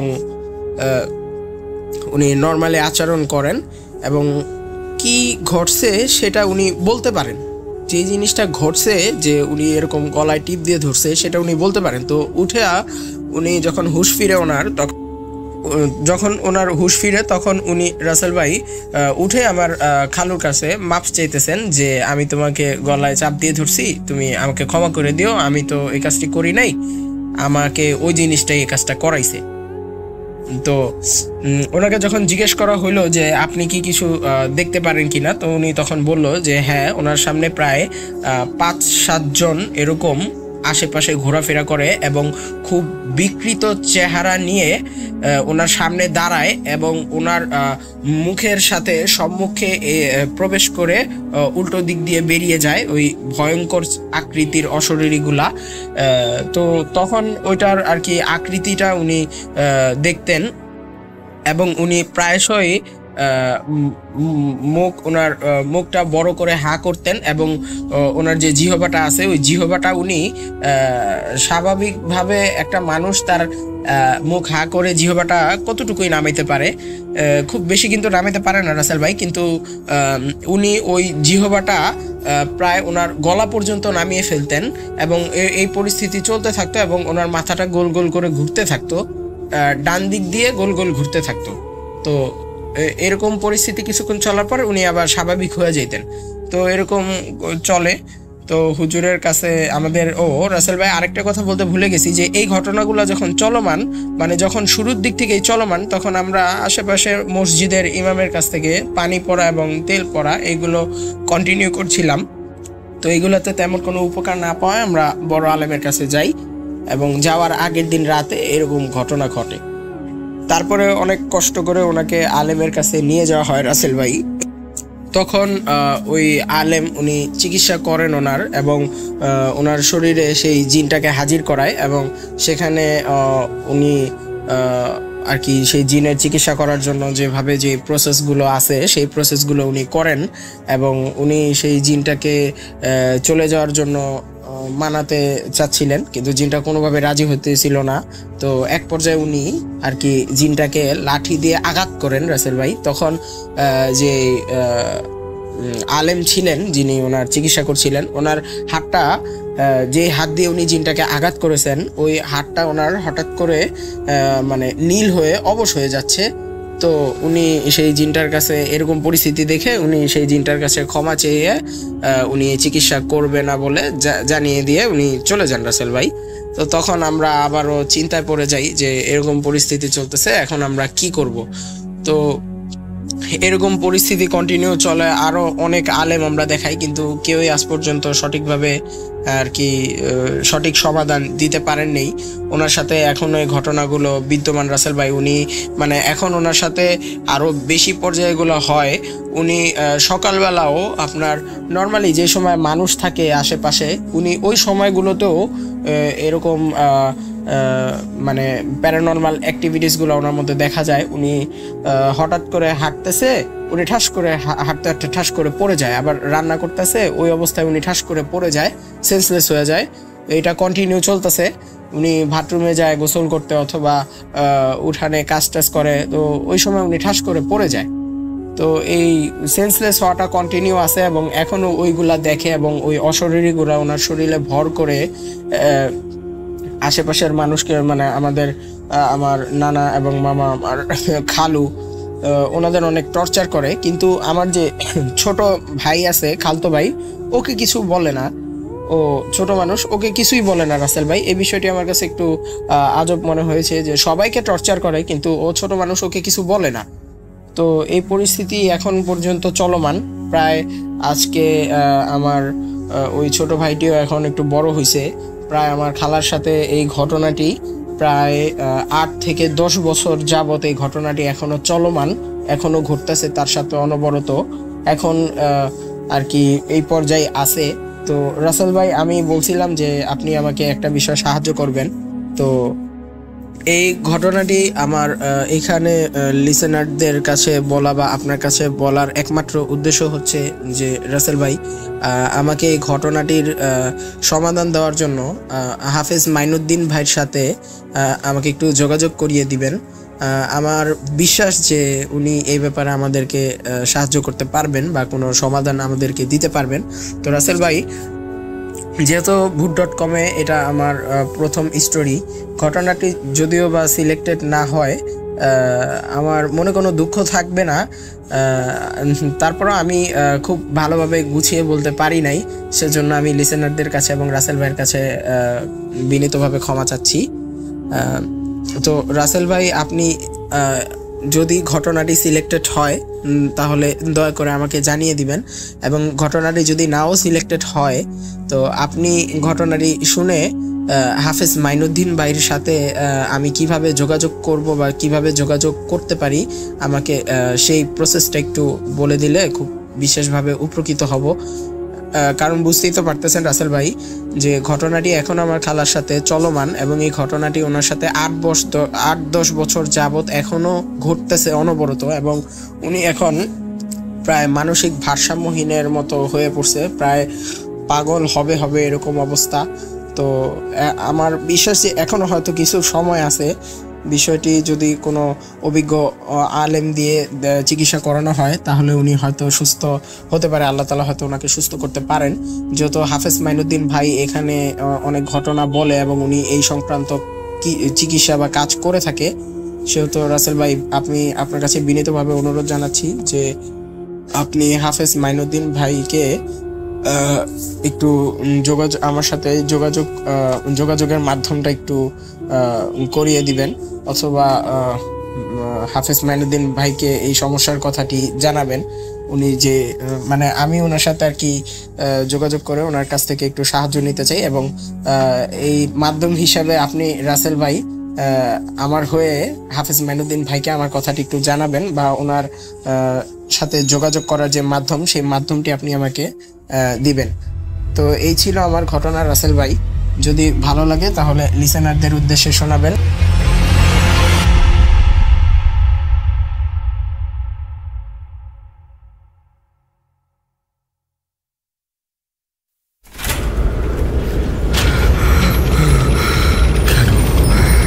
কেন তুমি আসো?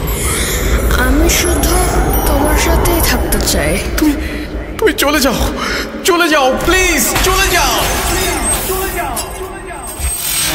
Bhoot.com with Russell.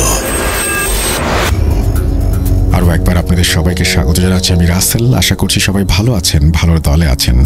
এবং ভূত.com-এর 205তম এপিসোড আজকে আপনারা শুনবেন আরও একটি অডিও ক্লিপ। এই মুহূর্তে চলুন কথা না বাড়িয়ে অডিও ক্লিপে চলে যাই। আসসালামু আলাইকুম রাসেল ভাই, আশা করি ভালো আছেন, কারণ আমি জানি আপনি সবসময় ভালোর দলেই থাকেন। আমি এসএ অমিত, মানিকগঞ্জ জেলার শিবালয় থানার অন্তর্গত কোনো এক গ্রাম থেকে বলছি। সঙ্গত কারণেই আমি আমার গ্রামের নামটি উল্লেখ করতে পারছি না, সেই জন্য আন্তরিকভাবে দুঃখিত। আমি ভূত এফএম এর শুরু থেকে ভূত.com আজ পর্যন্ত সাথেই আছি। আমি অনেক দিন যাবৎ ভাবছি যে আমি আমার জীবনে ঘটে যাওয়া কিছু ইনসিডেন্টস ভূত.com-এ শেয়ার করব। যাই হোক, যে কোনো কারণেই সেটা শেয়ার করা হয়ে ওঠেনি, তাই আজকে রেকর্ড করেই ফেললাম। আমি আশা করব অবশ্যই আমার, যেহেতু এটা প্রথম ঘটনা, অবশ্যই লিসেনারদের মাঝে আপনি প্লে করবেন।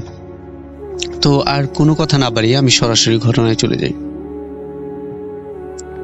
ঘটনা 1।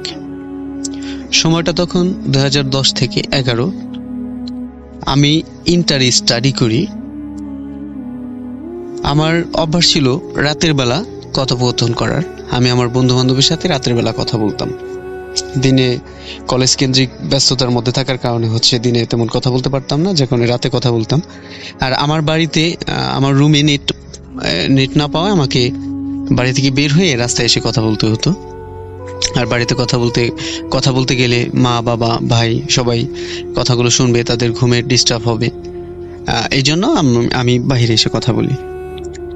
তো আমার কথা বলার সময়টা আপনার যখন বাড়ির সবাই খাওয়া দাওয়া করে ঘুমানোর উদ্দেশ্যে শয্যাশয়ী হয়, তখন আমি বাড়ি থেকে নিঃশব্দে রাস্তায় বেরিয়ে আসি। এবং রাস্তায় বেরোনোর পরে আমি আমাদের রাস্তাটা চলে গেছে পূর্ব পশ্চিম লম্বালম্বি হয়ে। রাস্তার দক্ষিণ পাশে আমাদের বাড়ি। তো বের হয়ে আমি আমাদের যে পূর্ব সাইড, রাস্তার ওই পূর্ব সাইডে 1 কিলোর মধ্যে কোনো দোকানপাট নেই, মানুষের সমাগম হবে এরকম কোনো লোকেশন নেই। আর পশ্চিম পাশে আমাদের দোকানপাট, যেখানে সবাই সচরাচর যাতায়াত করে। তো পূর্ব পাশে সেরকম যাতায়াতের কোনো প্রয়োজন হয় না। তো আমি কি করি, বাড়ি থেকে বের হই আমার রীতিমতো কল দিয়ে কথা বলা শুরু করি। কথা বলতে বলতে এক পর্যায়ে আমি পূর্ব দিকে 1 মিনিটের মতো হাঁটি। কারণ আমি যদি ওই বাড়ির সামনে কথা বলি তাহলে দেখা যাবে রাতের কথা অনেক দূরে যায়। হয়তো বাড়ির মানুষ এই শব্দ পেয়ে উঠে আসলে দেখবে যে এত রাতে কথা বলতেছি, সিচুয়েশনটা কেমন যেন হবে। তাই আমি ওখান থেকে পূর্ব দিকে একটু বাড়ির রাস্তার সামনে থেকে সরে পূর্ব দিকে যেয়ে কথা বলি। তো আমি যেখানে বসে কথা বলতেছিলাম ওই দিন, সেই জায়গাটার বর্ণনা একটু দিয়ে নিচ্ছি। আমি কথা বলছিলাম আপনার গিয়ে উত্তরমুখী হয়ে, উত্তর দিকে বসে। আমার সামনে একটা পুকুর, প্রায় 1.5 থেকে 2 বিঘা হবে পুকুরটার আয়তন। আপনার সেই পুকুরের সামনের যে 3 পার, সেই 3 পার বাবলা গাছ। সেই পুকুরে মাছ চাষ করা হয়। আমাদের এলাকায় বাবলা গাছের অনেক প্রচলন আছে। মাছ চাষ করে ওই বাবলা গাছের ডাল কাঠা হিসাবে ব্যবহার করা হয়, যা এখন বাবলা গাছ লাগায় সবাই। আমি ওইখানে বসে কথা বলতেছি। আর আমি রাস্তায় বসে কথা বলতেছি। আমার রাস্তার যে পাড়টা, ওই পারে অনেক ছোট ছোট জঙ্গল, প্লাস আমার ডাইন পাশেই বেশ কিছু কলা গাছ। আর আমার পিছনে যে সেটা আমাদের বাড়ি প্লাস আমাদের পূর্ব সাইডের যে প্রতিবেশীর বাড়ি, 2 বাড়ির পিছন সাইড। এই পিছন সাইড আর ওটা একটা খালের মতো হয়ে চলে গেছে আমাদের দক্ষিণ পাশের বিলে। আর সেটা অনেক জঙ্গল, ওখানে কারো কোনো কাজের প্রয়োজন হয় না, ব্যাক সাইড, তাই অনেক জঙ্গল, ওখানে জঙ্গলপূর্ণ জায়গা। আমি কথা বলতেছি, কথা বলতে এক পর্যায়ে আপনার রাত মোটামুটি গভীর হয়ে যায় অনেকটা। রাত প্রায় 12টা, 12:30 বেজে যায়। তো সেই সময় আমি কথা বলতেছি, হঠাৎ একটা শব্দে আমি সম্বিত ফিরে পাই। মানে ডান দিকে তাকাই, আমার পিছনে ডান পাশে আমি চেয়ে দেখি যে একটা মাটির ঢিলা, শুকনো মাটির একটা ঢিলা এসে আমার ডান পাশে পড়লো। মনে হচ্ছে পিছন থেকে কেউ ছুঁড়ে মারছে। গাছপালার পাতার শব্দ ভেদ করে ওখানে এসে পড়ে।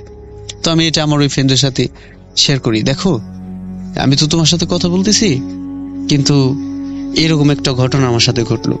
বলতে বলতে রাসেল ভাই, পরবর্তী আমার বাম পাশে, আমার পিছনে বাম পাশে, আমার মোটামুটি ঢিলগুলা আমার থেকে এক হাত দুই হাত দূরে পড়তেছে, কিন্তু আমার গায়ে লাগতেছে না। বাম পাশে একটা ঢিল পড়লো, ঢিল পড়ার পরে আমি ওইটার কথা ফ্রেন্ডে বলতে যাব, ঠিক তখনই আর একটা ঢিল আমার পিছিয়ে এসে পড়লো পিছনে। তো তখন আমার ফ্রেন্ড বলে যে তুমি তাহলে এক কাজ করো, ওইখানে তোমার থাকা ঠিক হবে না, তুমি বাড়িতে চলে যাও, আমরা না হয় আগামী দিন কথা বলবো। তো তখন আমি বলি ঠিক আছে, আমি বাড়ির দিকে যাচ্ছি, তুমি ফোন রাখার দরকার নাই, আমি যেতে যেতে যতটুকু কথা বলা যায় কথা বললে যখন রাখতে হবে আমি তোমাকে বলবো, রেখে দিও। এই বলে আমি ওখান থেকে চলে আসি। মোটামুটি কিছু দূর আসার পর আমাদের বাড়িতে ঢোকার পথের আগে আবার আমি কথা বলতে বলতে বসে পড়ি, বসে আবার কথা বলতেছি, ওইখান থেকে একটু সরে আসি, তো কথা বলতেছি। এক পর্যায়ে হঠাৎ আমি ফিল করি যে পিছন থেকে কোনো একটা বস্তু এসে আমার পিঠের উপরে মানে এমন ভাবে ঝাঁপিয়ে পড়লো, মানে দুই পাশে হাত দিয়ে এরকম লোমস কোনো হাত এরকম আমি ফিল করলাম, হাত দিয়ে আমাকে এমন ভাবে ঝাঁকি দিছে, আমি আরেকটু হলেই ওই পুকুরের পাড় দিয়ে গড়িয়ে গড়িয়ে পুকুরের ভেতর পড়ে যেতাম। অনেক কষ্টে আমি নিজেকে কন্ট্রোল করার পর আমি তখন পিছনে যে তাকাবো এরকম সাহস আমার নাই, আমার সমস্ত শরীর গরম হয়ে গেছে, আমি কি করব বুঝতে পারতেছি না। অনেকটা মানে রাগ ক্রোধান্বিত হয়ে আমি মানে ভয় এবং ক্রোধ অ্যাডজাস্ট হয়ে আমি পিছনের দিকে তাকানোর পর যেটা দেখি রাসেল ভাই, সেটা হচ্ছে দেখি একটা কুকুর, আর সেই কুকুরটা আমাদেরই বাসার কুকুর, আমাদের বাসার পোষা কুকুর। সে মানে ঘেউ এমন ভাবে ঘেউ করতেছে, মানে আমি এখানে কেন, আমার এখানে থাকা অন্য হয়ে গেছে, আমাকে বাসায় যেতে হবে, আমি ওইখানে থাকি, এটা সে চাচ্ছে না কোনোভাবেই। সো এই পরিস্থিতি দেখে আমি তখন কখন যে ফোনটা কেটে দিচ্ছি আমি নিজেই জানি না। আমি তখন আর কোনো কথা না বাড়িয়ে বাড়ির উদ্দেশ্যে রওনা হই এবং আমি খুব দ্রুত সেখান থেকে বাড়ি চলে আসি। এবং বাড়ি আসার পরে আমি যেটা দেখি রাসেল ভাই, সেটা হচ্ছে আমাদের ওই বাড়ির কুকুরটা আমাদের উঠোনে বসা। আমি তখন চিন্তা করি যে আমি কেবলমাত্র 1 মিনিটও হয় নাই আমি কুকুরটাকে ওইখানে রেখে আসছি, আর কুকুরটা যদি আমার সাথে আসতো বা আমার আগে আসতো আমি শব্দ পেতাম বা বুঝতে পারতাম, যেহেতু আমাদের বাড়িতে ঢোকার পথ একটাই। তো তাহলে ওই কুকুরটা কে ছিল বা ওটা কি ছিল যেটা আমাকে বাড়িতে আসার জন্য অনেকটা করলো। তো যাই হোক, আমি আর কোনো কিছু চিন্তা ভাবনা না করে আমার রুমে ঢুকে আমি দরজাটা বন্ধ করে নিই। এই ছিল আমার প্রথম ঘটনা। আমি জানি না সেটা কি ছিল, ভালো কিছু হয়তো বা আমাকে সেভ করেছে সেই মুহূর্তে। তো আমি আমার দ্বিতীয় ঘটনায় চলে যাই, ঘটনা 2। আমি ওই তো ইন্টারে থাকা অবস্থায় আমার এক ফ্রেন্ডের বাসায় আড্ডা দিতাম আমাদের বাড়ি থেকে। সেটা হচ্ছে আমি আগেই বলেছি ঘটনায় কি, যে আমাদের বাসার পশ্চিম দিকে হচ্ছে দোকানপাট প্লাস মানুষের সচরাচর চলাচল। তো ওইদিকে আমাদের বাসা থেকে মোটামুটি 4-5 মিনিট হাঁটলে একটা ব্রিজ পার হয়ে 3 রাস্তার মোড়, ওই মোড়টা হচ্ছে দোকানপাট। ওই মোড়ের ব্রিজ পার হয়ে ডান পাশে আমার ওই ফ্রেন্ডের বাসা। তো ওইখানে আড্ডা দিতাম, বন্ধু বান্ধব মিলে একটু কার্ড খেলতাম, মজা টজা করতাম। তো সব সময়ের মতো সেদিনও আমার ওই ফ্রেন্ডের বাসায় যাবার পরে হচ্ছে আমরা সবাই আড্ডা দিতে এক পর্যায়ে দেখা যায় রাত 11টা 11:30 বেজে যায়। তখন আমরা সবাই বলি যে ঠিক আছে, আজকে অনেক রাত হয়ে গেছে, আবার আমরা কালকে এখানে এসে আড্ডা দেব। তো তখন আমরা কি করি, যার যার মতো বাসায় চলে যাই। তো আমি সবাই চলে যায়, আমিও বাসার উদ্দেশ্যে রওনা হই। আমি যখন ব্রিজ পার হয়ে যাওয়ার পরে আমি ওই জায়গাটা লোকেশনটার বর্ণনা সংক্ষিপ্ত আকারে দিয়ে নিচ্ছি। ব্রিজ পার হয়ে ডান দিকে হচ্ছে দক্ষিণ পাশে ওই ব্রিজের নিচ দিয়ে একটা খাল চলে গেছে বিলের মধ্যে। তো ওই খালের আপনার পূর্ব পাশ ঘেঁষে একটা চিকন রাস্তা চলে গেছে, ওই বিলে যাওয়ার রাস্তা আর কি। তো ওইখান থেকে মোটামুটি আমি যে ব্রিজ পার হয়ে ডান পাশে মোটামুটি আপনার হচ্ছে 20-30 কদম পরেই পাশাপাশি দুটা গাব গাছ, আর গাব গাছের কিছুক্ষণ পরেই 10 পা এগুলেই বাম পাশে হচ্ছে একটা বাড়ি। সেই বাড়িতে অনেক আগেই ওই বাড়ির যে কর্তা ছিল, যে পুরুষ ব্যক্তি ছিল, সে ব্যক্তি কোনো একটা কারণে গলায় ফাঁসি নিয়ে মারা যায়। তো তারপরে ওই লোকটার 3টা মেয়ে ছিল, ওয়াইফ ছিল। তো ওই 3টা মেয়ে বিয়ে দিবার পরে ওয়াইফ আর ওই বাসায় থাকে না, ওই বাসাটা সম্পূর্ণ খালি পড়ে থাকে, গা ছমছম করা পরিবেশ। ওই ব্রিজের আপনার দোকান পার হয়ে ব্রিজের ওপাশে মানে খালের ওপাশে হচ্ছে বাড়িঘর, এই পাশে কোনো বাড়িঘর নাই, মোটামুটি 100-150 গজের মধ্যে, 150-200 গজের মধ্যে। সো আমি যখন ওই গাব গাছের দিকে তাকানোর পর আমি যেটা দেখি সেটা হচ্ছে ওই গাব গাছের নিচে, গাব গাছের তলায় আমি দেখি একটা কালো অবয়ব বসে আছে।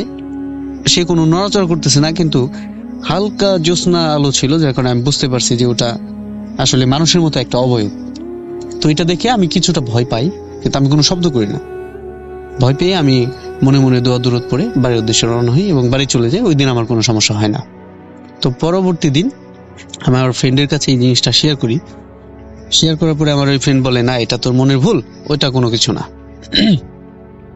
তো যাই হোক, আমি ওইভাবে ওইটা আমলে নেই না। নেওয়ার পরে পরবর্তী রাতে আবার আমরা সবাই এক জায়গায় আড্ডা বাড্ডা দিই, দিতে এক পর্যায়ে দেখা যায় ওইরকমই রাত 11:30 মতো বাজে। তো ওই দিন 4 মতো আবার বাড়ি চলে যায়, আমিও বাড়ির উদ্দেশ্যে রওনা হই। এইবার যখন আমি ওই মোড়ে আসি, ব্রিজের আগে, ব্রিজে ওঠার সময় আমার মনের মধ্যে ভয় কাজ করে অনেকটা। মানে আগের দিনের ঘটনাটা ঘটে গেছে, তারপরে হচ্ছে আপনার কেউ নেই আশেপাশে, আমি একা। রাত 11টা মানে 11:15 মানে গ্রাম অঞ্চলের রাত, অনেক রাত, সবাই ঘুমে, গভীর ঘুমে। তো তখন যাই হোক আমি মনে সাহস যোগাই যে আমাকে তো বাড়ি যেতেই হবে। যদি বাড়ি না যাই, বাড়ির আমার মা বাবা সবাই হয়তোবা চিন্তা করবে বা পরবর্তীতে আমাকে বকাঝকা করবে। চোখে আল্লাহ বিল্লাহ করে আমি হাঁটতে শুরু করি। ওই ব্রিজে ওঠার পর আমার শরীরটা কিছুটা ভার হয়ে যায়, মানে আমি তারপরেও হাঁটতে থাকি। যখনই আমি ব্রিজ পার হই, অটোমেটিক্যালি আমার চোখ ওই গাব গাছের দিকে যায়। এবং এবার আমি যেটা দেখি যে ওই গাব গাছের তলায় একটা অবয়ব আজকে আর বসে নেই, সে দাঁড়িয়ে আছে। এবং আমি তার কিছুটা মুভমেন্ট ফিল করি, সে নড়াচড়া করছে।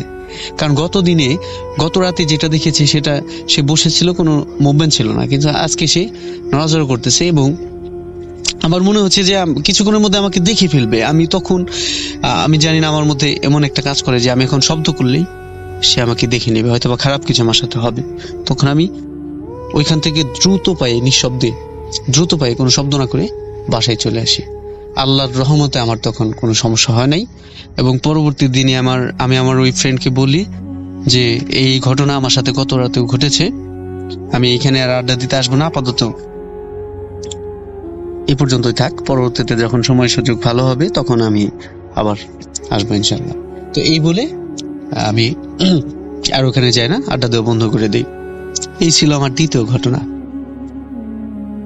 আর ঘটনা 3, সময়টা তখন 2022 সাল। আমার নয়া ভাই, যে আমার বড় জি ভাই, ওনার ওয়াইফের বেবি হয়। তো বেবি হওয়ার পরে, বেবি যখন হওয়ার পরে বেবি প্লাস বেবির মায়ের, আমার ভাবি, দুজনের কন্ডিশন খুব খারাপ ছিল। বেবিকে হওয়ার পরে আইসিইউতে রাখা হয়। 1-1.5 ঘন্টা কোনো শ্বাস প্রশ্বাস নেওয়ার বোঝা যায় নাই। পরে যাই হোক 1-1.5 ঘন্টা পরে ওই বেবি কান্না করে আইসিইউতে। এভাবে হয়, অনেক দুর্বল থাকে বাচ্চাটা। তো যাই হোক ওই বাচ্চাটা অনেক সমস্যা, এই দেখা যায় ঠান্ডা লাগে, এই মানে একটার একটা প্রবলেম লেগেই থাকে বাচ্চাটার। তো যাই হোক এভাবেই 7-8 মাস বয়স হয়ে যায় বাচ্চাটার। তো একদিন আমরা সবাই রাতে ঘুমিয়েছি, অনেক রাত্রে বাড়ির মধ্যে অনেক শোরগোল, সবার কোলাহল। এমন সময় আমার ভাই আমাকে ডেকে ওঠায়। ওঠানোর পরে দেখি যে বাচ্চাটা খুব কান্না করতেছে, নিঃশ্বাস নিতে পারতেছে না, বুক জাম, নিঃশ্বাসের সাথে শব্দ হচ্ছে, মানে ঘেমে যাচ্ছে। কারণ বাচ্চাটা এমনিতেই প্রবলেম, এই জন্য সবাই খুব সিরিয়াসলি ওই বাচ্চাটাকে দেখে। সো ওই যে ব্রিজের কথা বলছিলাম, ঘটনা 2, ওই ব্রিজ পার হয়ে ব্রিজের বাম পাশে হচ্ছে আপনার ওই মোড়ের বাম পাশে আমার এক আন্টির বাসা। তো ওই আন্টি হাসপাতালে জব করে, যার কারণে আমরা গ্রামের লোকজন কারো কোনো প্রবলেম হলে ওনাকে ইনভলভ করি, ওনাকে সাথে নিয়ে যাই, যে হাসপাতালের যে প্রসিডিউরগুলো আছে এগুলো যাতে খুব সহজে মেনটেন করা যায়। তো আমাকে আমার ভাই বলে, তুমি যাও আন্টিকে ডেকে নিয়ে আসো। তো আমি আমার সাথে আবার ওই দিন আমার এক কাজিন ঘুমিয়েছিল, ওই কাজিনকে সাথে নিয়ে আমি ওই আন্টির বাসার উদ্দেশ্যে যাই। তো যাওয়ার সময় কোনো প্রবলেম হয় না। তো বাসার উদ্দেশ্যে গিয়ে আন্টিকে ডাকাডাকি করে আন্টি বলে যে শীতের রাত তো এই জন্য মানে উঠতে চায় না। আন্টি বলে যে না, আমার শরীর তেমন ভালো নাই, তোমরা ওকে নিয়ে যাও, সমস্যা নাই, ডাক্তার 24 ঘন্টায় হাসপাতালে থাকে। তো এই কথা শুনে আমরা আর দেরি করি না, ওখান থেকে ব্যাক করি। তো এইবার যেটা হয়, যখন ব্রিজ পার হয়ে আর একটু সামনে আসে একটা মোড়, তারপরে হচ্ছে মোড় পার হয়ে আমাদের এক প্রতিবেশীর বাসা, তারপরে হচ্ছে আমাদের বাসা, মানে আমাদের বাড়ি পশ্চিম পাশে প্রতিবেশীর বাসা। তো যখনই ওই প্রতিবেশীর বাসার সামনে যাই, আমি ঘটনা বোঝার সুবিধার্থে ওই লোকেশনটার একটু বর্ণনা দিয়ে নিচ্ছি। ওই প্রতিবেশীদের বাসায় ঢোকার যে রাস্তা, এটা হচ্ছে প্রতিবেশীর বাসাটা হচ্ছে রাস্তার ডান পাশে, দক্ষিণ পাশে, আর উত্তর পাশে হচ্ছে আপনার রাস্তার পার ঘেঁষে 2-3টা তাল গাছ। তো যখনই ওনার বাসার রাস্তার সামনে যাই, তখনই হঠাৎ আমি ফলো করি কালো একটা শ্যাডো আমাদের পায়ের সামনে দিয়ে ওই বাড়ির ভিতরে ঢুকে গেল। এবং রাসেল ভাই, আমি আগে বলে নিচ্ছি, ওই দিন অন্ধকার রাত ছিল, জ্যোৎস্নার কোনো আলো ছিল না, উপরে থেকে যে একটা পাখি গেলে ছায়া পড়বে সেরকম কোনো বিষয় ঘটার কোনো সম্ভাবনাই নাই, পসিবিলিটি নেই। তো আমার যে বাটন ফোন ছিল, ওই বাটন ফোনের আলো জ্বালিয়ে যাচ্ছিলাম। তো ওই জিনিসটা দেখে আমি একটু সামনে যাই, মানে ওইভাবে আমি ওইটাকে আমলে নেই না। তো কিছুক্ষণ পরে যখনই বাসার ভিতর থেকে 3-4টা কুকুর ঘেউ ঘেউ করে ওঠে, তখনই আমার মনে হয় যে না, এটা বাস্তবিক আমি কিছু দেখেছি। আর সেটা রাসেল ভাই যখন বাসার দিকে মুভ করলো, বাসার ভিতরে, সেটা ছিল বিড়ালের থেকে একটু বড় আকৃতি, কালো, এবং একটা বিড়াল বা একটা কিছু যদি হেঁটে যায় তার কিন্তু একটা মুভমেন্ট বোঝা যায়, কিন্তু ওটা এমন ভাবে গেছে রাসেল ভাই, একদম করে সুইং করে বাড়ির দিকে চলে গেছে। মানে ওটা মনে হচ্ছিল যে মাটির থেকে প্রায় 1-2 ইঞ্চি উপর দিয়ে চলে গেছে। তো এইটা যখন কুকুর ঘেউ ঘেউ করে ওঠে, আমি নর্মালি লা ইলাহা ইল্লা আনতা সুবহানাকা ইন্নী কুনতু মিনাজ জালিমিন এটা পড়তে থাকি। আর আমি এটা পড়ার সাথে সাথে দেখি আমার ওই কাজিন, মানে আমার মামাতো ভাই, ছোট ভাই, ও আমার সাথে সাথে এটা পড়তেছে। পরে ও মানে তালগোল পাকিয়ে ফেলছে, মানে আমার সাথে যে সোজাসুজি হাঁটবে, বাড়ির দিকে যাবে, ওরকম কোনো ওর মধ্যে নাই। ও আমি যেদিকে যাচ্ছি, ও আমার গায়ের উপর দিয়ে উঠে আসবে, এরকম পরিস্থিতি। আমি ওকে বলি যে ভয় পাস না, এগুলা কিছু না। আমি একটু সাহস নেই ওকে এটা বলি, বলার পরে না, ওর কোনো কাজ নেই, কোনো কাজ হয় না এতে, ও রেগুলারই আমার শরীরের উপর দিয়ে উঠে যাবে। ওর ভাব দেখে রাসেল বা আমার সমস্ত শরীর গরম হয়ে যায়। আমি মানে এত ভয় পাই, শীতল একটা অনুভূতি আমার শরীরের মধ্যে, আমি করে আমার শরীরের পশম দাঁড়িয়ে গেছে। আমি তখন কোনো কিছু না ভেবে একটা দৌড় মারি বাড়ির দিকে, ও পিছন পিছন আমার সাথে দৌড় দিয়ে এক দৌড়ে আমরা বাড়িতে চলে আসি। আসার পরে আমরা অনেকটা হাঁপিয়ে যাই, এবং এই সিচুয়েশনে বাড়ির সবাই তো আছে, বাচ্চাকে নিয়ে টেনশনে হাসপাতালে নিতে হবে, এই সিচুয়েশনে এই ঘটনাটা আর কাউকে বলি না। তো যাই হোক, ওই দিন পরবর্তীতে ওই বাচ্চাকে নিয়ে হাসপাতালে যাই আমরা। যাওয়ার পরে যাই হোক, আল্লাহ পাকের অশেষ রহমতে বাচ্চাটা এখন ভালো আছে। তো তারপরে বেশ কিছুদিন আর কোনো প্রবলেম নাই, কোনো সমস্যা নাই। তো হঠাৎ আবার এরকম একদিন অনেক রাত হয়ে যায়, আমি বাড়ির উদ্দেশ্যে ওই দোকান থেকে একাই আসতে থাকি। সচরাচর আমি একাই যাতায়াত করি। তো আসতে থাকি, যখনই আমি আবার ওই প্রতিবেশীর বাড়ির সামনে আসি, আসার পরে হঠাৎ করে আমি থেমে যাই। থেমে যাওয়ার কারণটা হচ্ছে, আমি যে থেমে যাই, ঠাস করে আমার মানে পায়ের একদম সামনে একটা শব্দ হয়।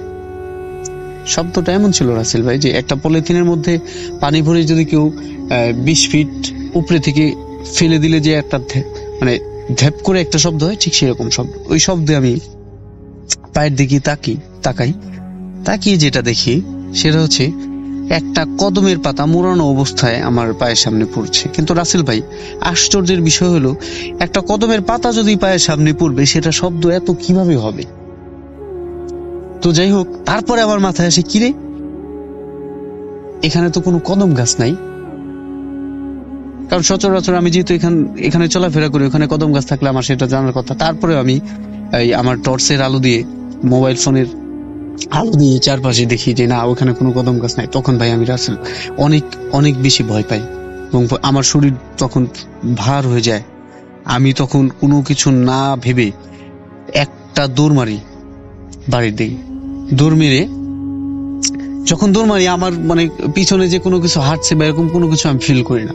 তো দৌড় মেরে আমি যখন আমার বাড়ির গেট খুলে ভিতরে ঢোকার পরে আমি তখন বুঝতে পারি একটা বিষয়, সেটা হচ্ছে এতক্ষণ কেউ আমার পিছন পিছন নিঃশব্দে আসছিলাম বুঝতে পারি নাই, কিন্তু যখনই আমি গেট পার হয়ে ভিতরে ঢুকি তখনই মানে যে একটা মানুষকে ধাওয়া করে কেউ যদি ঠাস করে থেমে যায়, যেরকম 4-5টা পায়ের শব্দ হয় পরপর, সেরকম শব্দ আমার গেটের বাইরে এসে মিলিয়ে গেল।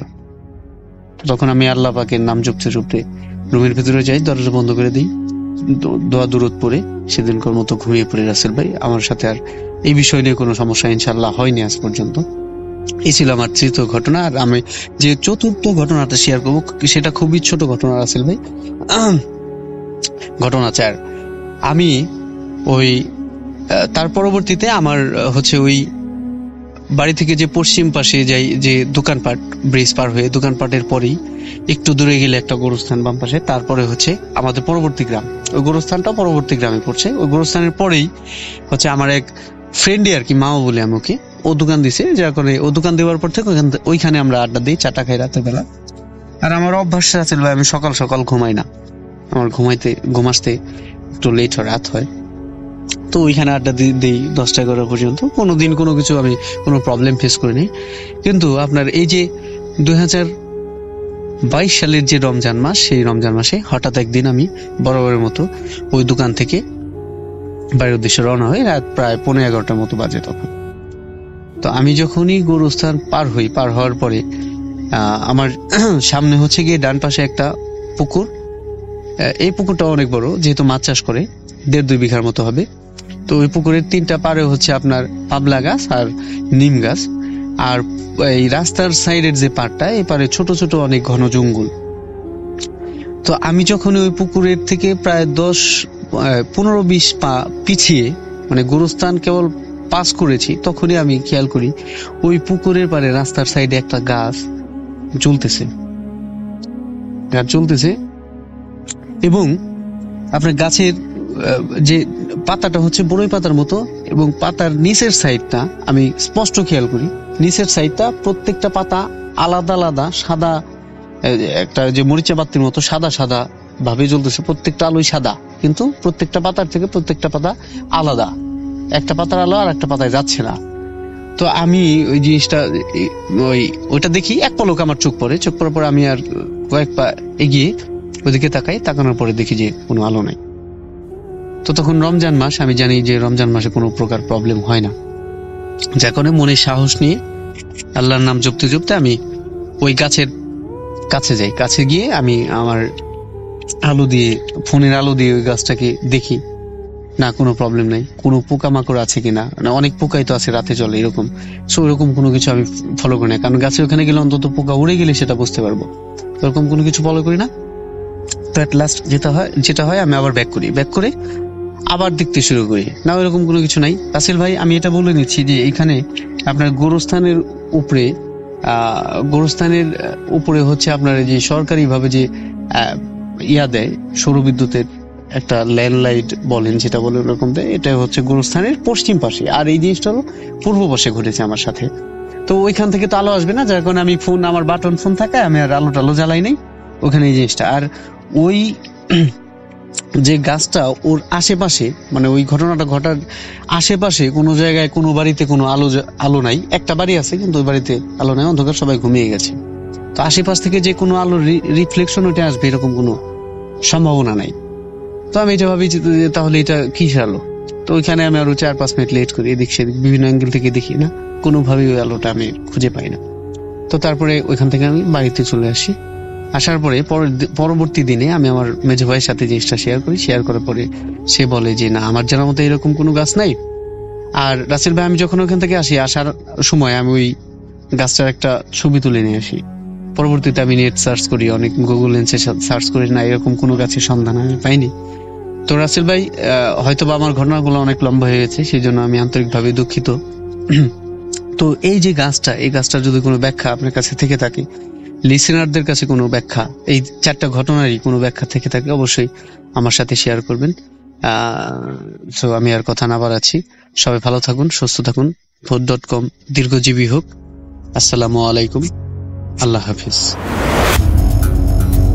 আজকের শোটা স্পেশাল এপিসোড ছিল, কিন্তু এই স্পেশাল এপিসোডে আমরা চেষ্টা করলাম যে সমস্ত মানুষ মানে যারা আমাদের ঘটনা শেয়ার করেছেন তারা সবাই নতুন এবং তারা সবাই তাদের মতো করে তাদের ঘটনা শেয়ার করেছেন। কোনো স্পেশাল মানুষ আজকের শোতে ছিল না, কিন্তু আজকের শোটা আমার কাছে মনে হয়েছে খুব দুর্দান্ত একটা শো হয়েছে। আপনারও কি তাই মনে হয়? জানিয়ে দিন আমাদেরকে। আমাদের ইমেল অ্যাড্রেস russell.booth.com@gmail.com। আপনার কাছ থেকে ইমেল পাওয়ার প্রত্যাশা করি, ঘটনা পাওয়ার প্রত্যাশা করি। নতুন বছর অনেক অনেক সুন্দর হোক। শুভরাত্রি। আল্লাহ হাফেজ।